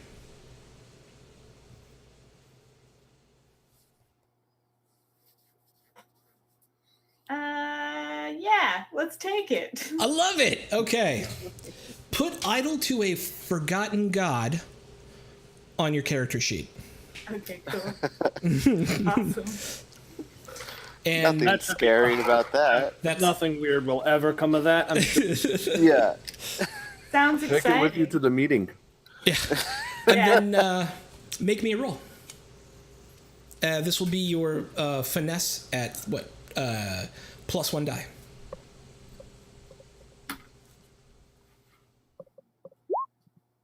Oh. So this is going to be interesting because nobody comes in while you're doing this. But the idol, you hear it start speaking to you. Cool. Hello. Thank you for rescuing me from that idiot.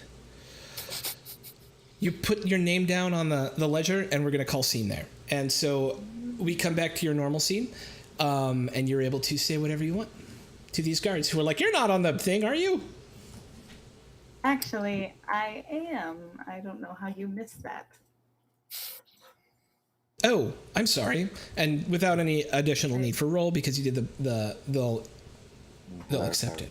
You can go and check the chart. We will right now. And then they walk up to check the chart. Before you is the unlocked door to the ladies' rooms. And then it was through her room is the study. Chest. Yeah. That's where the chest is. Okay. Is the study unlocked? No. Okay. That I will. Unless. I mean, it could be. Its starting fictional state is locked. Right. Well, I'm perfectly fine with closing the door to the bedroom and locking it as if it was never, touched. And then using my lockpicks to open the study. Okay. I feel like it's a less dire, we're not out in the open sort of thing. All right. So you have your lockpicks on you. I do. And lockpicks, where are they at? It should tell me on here what they do when you hover over them, right? Or is it just that you have them allowing you to make the roll? I think it's just that I have them. I don't know. The little arrow to the right for the description doesn't say anything in it. Okay, yeah. So what that means is you essentially have the gear to do the job. And I will say that reduces the increases the effect by 1, allowing you to, should you succeed, quickly open the thing. You can also take stress for an additional die. But what do you feel like is the right skill for this? Well, according to hovering over it, it looks like Tinker allows you to pick a lock. It does. So. But I would also hear arguments for finesse. Finesse, yeah. But I'm equal in both, so I might as well use Tinker. Okay. Would you like to take a stress? I have no devil's bargain right now for picking a lock, other than it's arcane and explodes. I don't know. I don't know. Yeah. And so taking a stress would give me an extra die. You would take 2 stress to push yourself. Right. No, I'll just take 1, and I'll do the extra die. Okay. Well, you would take 2 stress to take that 1 extra die. Oh, I see what you're saying. Yeah. Yeah, why not? I love it. I needed. I want more of it. So Okay. it is position is risky. Effect is the best one, whatever it is. Actually, I'm not going to take the extra die for this because Okay. I'm going to wait, and I think the chest is probably also locked, which we need. I think that's a safe bet. Would it be the chest or what's inside it? Right. Specifically, she asked for the chest. Yeah, the whole thing. Yeah. Oh. So we don't even have to unlock that. Oh, great. Okay. Unless you want to know what's in there. Okay, so without. But that doesn't have to happen right now. You guys can do that all you want. It would be position risky. It's position risky, but effect with the best one. I can't remember what it's called off the top of my head. Extreme. Extreme. Yes. Okay, and then no bonus die because I'm not spending the stress for it, right? Yep. Okay. Well, that sucks. The lockpick actually breaks off inside the lock. Fantastic. So now you have to find another way in. In this case, as the lock is now jabbed. To swear and under my breath. I think you get an XP, right? Force the damn door open with my foot is my next plan. That would. I think I know what that would be. Yeah. Songbird / Steven / Sebastian, you get, if you fail like that, if you just get a 1, you get an XP, right? Yeah, I think so. Yes. Is that right? Yeah, I think you do. I think you're right. Yo, so if you fail, you level up? I think if you roll a 1, Wow. you get an XP. That would Sounds be- right. I know. Anytime you make a roll from a desperate position, you also get a Oh, that's experience. right. Oh yeah, Right. so I like Crowley, that on one. your finesse roll, you get an XP for whatever that is. I can actually look through these real Which quick, is and you get one prowess. for your sway, which I think is That's also cool. prowess. Yeah, I forgot about that. Sway is resolve. And so yeah, you're gonna finesse get one. is prowess. You're gonna get 1 resolve and 1 prowess XP from that. That's crazy. That's crazy. Okay. All right. I love it. So I'm gonna try and wreck the door, I guess, which I have no dots in it, but I'm now pissed off because my fine lockpick has broken. And so I'm actually gonna push myself on this one for To an give extra yourself. die. Well, then you'll have 1 die. Oh, Can I right. assist? Yes, you can Yeah. assist by taking That's 1 another stress. room. Yep. How would you like to assist? Are you just going to kick it as well? Yeah. All right, you take 1 stress. You're up to 2 dice. And so, if you're going to push yourself, then there's no devil's bargain. So you get 2 dice to try and kick in this door. Okay. Is it risky? Oh, it's desperate. It's yeah. And yeah, And the effect is limited. So Okay. because it's a door and you're a foot. And so bonus die would be 2, 1 for me and 1 for Crowley, right? Yeah. Okay. Okay. Take that door. Oh yeah. Ah! Nice. As a shade, or as a whisper, you're smart enough to do one thing beforehand, and you also are you're also quickly smart enough to tell Crowley to do the same thing, right? So on the curtains, there is like these ropes hanging down from it. You just pull down 2 of those ropes real quick, and then you grab 2 of the pillows off the bed, and then you wrap a pillow around your foot with the ropes, and wrap a pillow around her foot with the ropes, and you're like, it's not gonna hit as hard, but they're not gonna hear us do it, and then both of you at the same time simultaneously go whap, and the door opens, and there's this as it does, and that's the only sound it makes. Perfect. And then I would replace the ropes and the pillows in a neat manner to make it look as if we didn't do anything. Yep. Nicely done. Sitting okay, before you in this study Yeah. are a number of fine objects, including the chest. You broke up there, including what? The chest. Okay. How big is the chest? Meh. Oh, okay. One So person it's can not kind of like carry it like this, right? Yeah. Yeah, you can Okay. kind of do this with it. Okay. It's not like a so footlocker. my exit point is the window. Taps has a question. Taps, I would love to give you an answer. Taps was thinking, which is a good. Not his strong suit. I promise it's okay. If there's a balcony outside of that window, that I would have found my way onto that balcony. And he hands the chest out to me, and then I have a special ability that would let me speed that away pretty quickly. Okay, what is our special ability? Not to be trifled with, which means I can push myself to do one of the following, and I would choose perform a feat of physical force that verges on the superhuman.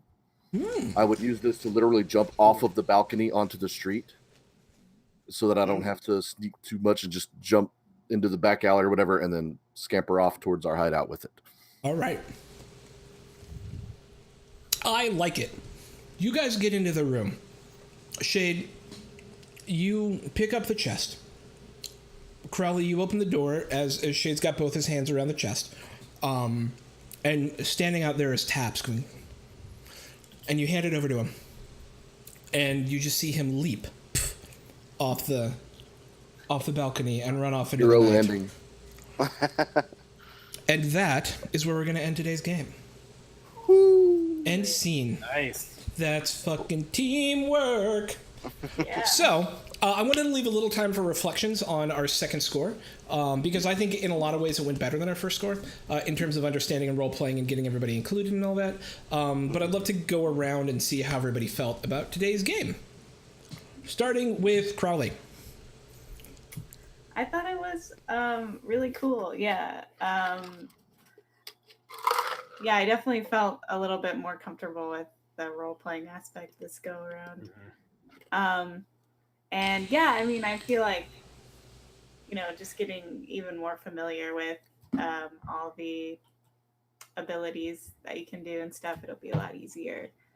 But yeah, I thought it was exciting. Awesome. Good. Shade. Yeah, I like handling things as a team. Yeah. Because my initial instinct was to just stealth up and go in through the window and get out. But then it's like, well, we have a team, we have people who can do other things, like, so I like the idea of um, using each of us to our best abilities, and so Yeah, absolutely. No, I agree. Like, this game really puts a premium on teamwork. The one concern I have is that there's a lot of this person's doing a lot of stuff for a while, this person's doing a lot of stuff for a while. And as long as you guys are okay with that type of play, I won't worry about it. Because it allows everyone to kind of have their moment in the spotlight, but it does mean that other people have to step back a little bit more. And it's not like in D&D where it's like you get 30 seconds to take your action, then you're taking your action, and everybody kind of has this narrative moment that kind of cycle through each other. They're a bit bigger, which I think is more impactful in creating your characters and like thinking about your characters, but can also lead to a little bit more downtime for each of the players. And so I'm just interested in also if you guys have any thoughts on that as we go around the room too. I should have brought that up to begin with, but anybody have any thoughts on that? I mean, I feel like when we actually it was kind of interesting how it worked because there was more like blurring of those lines when we actually got to the mission. Like, yeah.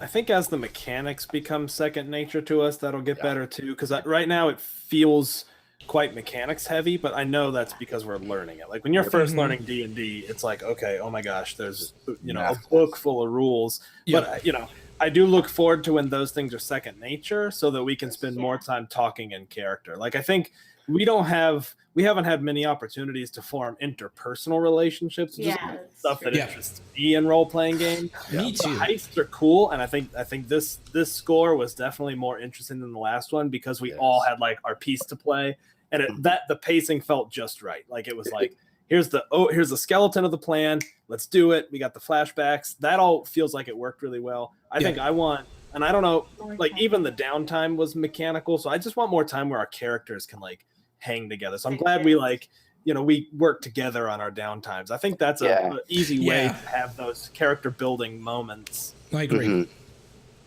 Yeah, and I also like with with the flashbacks where it's like, certain characters are more predisposed to the before the heist and certain characters are more predisposed to the in the heist.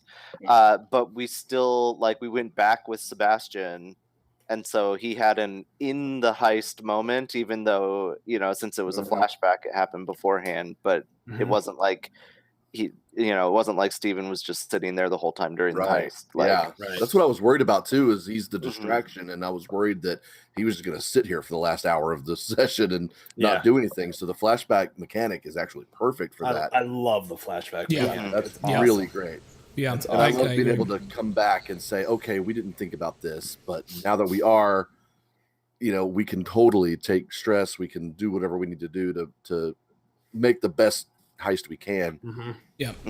I agree. I think learning the game and learning our characters is going to get faster and faster and faster, and give us a few more sessions. It's going to be a well-oiled machine. Yeah. I know I plan, now that I've played 2 sessions, I think I'm going to kind of try to reread the book because the mechanics, I'm still feeling pretty overwhelmed. Like I'm looking at the clocks and stuff. I'm like, I forget how most of that stuff even works. The clocks I'm lost on. I'm letting that just be a thing. And but I need to read through it again. But I honestly don't mind taking a step back when I'm letting other people have a spotlight for a while. That doesn't bother me at all. Honestly, it kind of helps me because I can sit here and think, okay, they're doing this and they're doing this, and what makes sense, and it gives me time to like, okay, Right. yeah, this is how I want, like the balcony and jumping off. Like I wouldn't have been able to come up with that on the spot. Sure. But watching how the Yeah. heist rolls out, I can say, okay, Yes. I'd like to step in here and say this, and I think it's great. I love it. Yeah. Me too. Yeah. Yeah, I think I would love, like, I'm also the weirdo in D&D. I can go a whole session where nobody even rolls a single die because you're Me just too. interacting with each Yeah. other. So I know, I think that would be a lot of fun too, when we have more opportunity. But I kind of like that the downtime can become less of a mechanic and more of a let's set the scene for an opportunity, like we did today. Yeah. I thought that the scene with Shade was like really fun to be like, I'll help teach you this. You crashed and burned, but you still got the effect. Yeah. I think with, like, the way we both dropped the heat, like that was fun. That stuff's cool, and I think those can be, and I think maybe even the way they're written, they're very solitary activities. Like, what does this player do? What does this player do on their downtime? But I think it's fun to pull people in and have the effects be the same, but have more opportunity for role playing. Because today we got a lot more of that in. It was fun. Yeah, I love the idea that if one person's higher in a skill than another, that they can teach them, and that provides role play. It makes sense that I would learn how to be better at consort from someone who's better at consort that's here. Like, why would I just go figure it out on my own when I have resources right here? And that's what I was thinking as well. And I think for me as the storyteller in this, right, I didn't know any of this was going to happen. I literally had no idea what was going to happen, right? I have one score in my back pocket in case something doesn't come up organically, but like I had no idea you guys were going to break into this lady. She didn't exist until this game started. Nothing in this was there, and so I think it pushes me as a storyteller, and I hope you guys will give me feedback on this. Like, I don't feel like it was complicated enough, it was too easy, whatever, right? To let me know how, as I improvise these moving forward, that you guys feel challenged, but not like overwhelmed, right? Because I think there's going to be a balance for me in learning how to storytell this, because it's almost all improvisational storytelling, right? Yeah. Like the only prep I really can do is what the factions are doing, and then have like one possible score that may not ever happen in my back pocket in case you guys don't figure anything out, right? Like that's it. That's what I have. I know what the factions are doing, and I know one thing that might happen. In terms of what really goes on in the game, no clue until we get here, which is lovely. I love the idea that we have as much storytelling agency as you do. Yeah. Yes. That's cool. And it's just as much on us as it is on you to tell the story. So it really is more collaborative than. Yeah. Agreed. Hey, can we go through the XP exercise here at the end? Only because I'm not going to be here next week. Yeah. Ooh. I was going to say that because we also probably wouldn't remember everything that happened. Yeah, I'll forget it all. Yeah, I am totally good going through our XP right now. Okay, cool. So if you want to look back, anytime you rolled a desperate, I called out some of them already. You get an XP in that, right? And then let's just go down the list. I have Crowley first here. So Crowley, did you address a challenge with deception or influence? Yes, I think in a lot of what I was doing and sneaking around was. Do you think you did it more than once? I think you did it more than once. Do you think you did it more than once? All right, so you can mark 2 XP from that. Did you express your belief, drive, heritage, or background? I mean, I guess I did express my background in the fact that I wanted to make the dilapidated manor like fix it up and make it better. So it's directly related to me. Yep. I just realized something. Did I totally ball this? Wait a minute. What? Well, you guys were going to do the furniture score, and then did I just send us over to the other one? Or did you get... Oh. You did, but I thought it was cool, so I didn't. It's fine. But Yeah. We were prepping for it, and then all of a sudden it was that, and I was like, oh, okay, cool. Yeah. Wow. So it's really hot, We'll do guys. furniture score next time. So we get the so there's- fence anyway. There's a ton of great furniture in there too. You get the fence anyways, right? I promised you the outcome. You're gonna get the fence anyways, because it is ridiculous for you not to get the outcome that I promised you. So yes, ridiculous. I do think you expressed your. I am so wow. Okay, Yeah. that was that. Yeah, Jesus. Okay. My play. I actually thought I maybe missed something when that was happening. Nope. I just went in the entirely other direction and didn't even realize it at the time. Score. Okay, good. So you have increased your turf by 1, and it is the fence. Okay. And yeah, you get 1 extra XP from the expressing your beliefs, drives, heritage, or background. I think that's it for you, right? Because you didn't really struggle with a vice or trauma, or do you think you did? I don't think so. Okay. Yeah, I didn't really think so either. Next up, I have Shade. So Shade. Every time you roll a desperate action, you mark an XP on it. Did you address a challenge with stealth or invasion? Yes. Did I? I mean, I So- rolled stealth when I got nervous, and I tried to be Yeah. stealthy. I mean, you did climb in through a window that was Yeah. left unlocked. I mean, Yeah. it might not have been Hiding in the actually bushes. hiding, but you were definitely like faking your way in. Yeah. I would give you the 1 for that, right? Okay. Yeah, absolutely. Did you express your belief, drive, heritage, or background? I kind of did that in my my downtime, which Counts. I don't know. Does that count? Okay. 100% counts. Okay. With my group of children. Yeah, yep, I like it. Did you struggle with any issues from your vice or traumas during this session? Nah. No. Those will come later Yeah. when you actually have traumas and have more stress to get rid of. Okay. And then I have Songbird, who I love the picture for your character. Do you... all right, did you address a challenge with calculation and conspiracy? I think absolutely. I think you get 2 XP for that, by the way. Okay, and that, all of that goes to your playbook, right? That is the only playbook way you. advancement. Okay, Yep. cool. Yeah. Did you express your beliefs, drive, heritage, or background? So one of his beliefs is people are instruments, and I always want to be the conductor. I'd give you that. All right. Yeah. Everybody else agree with that? This is all Yeah. group conversation. Yes. Okay.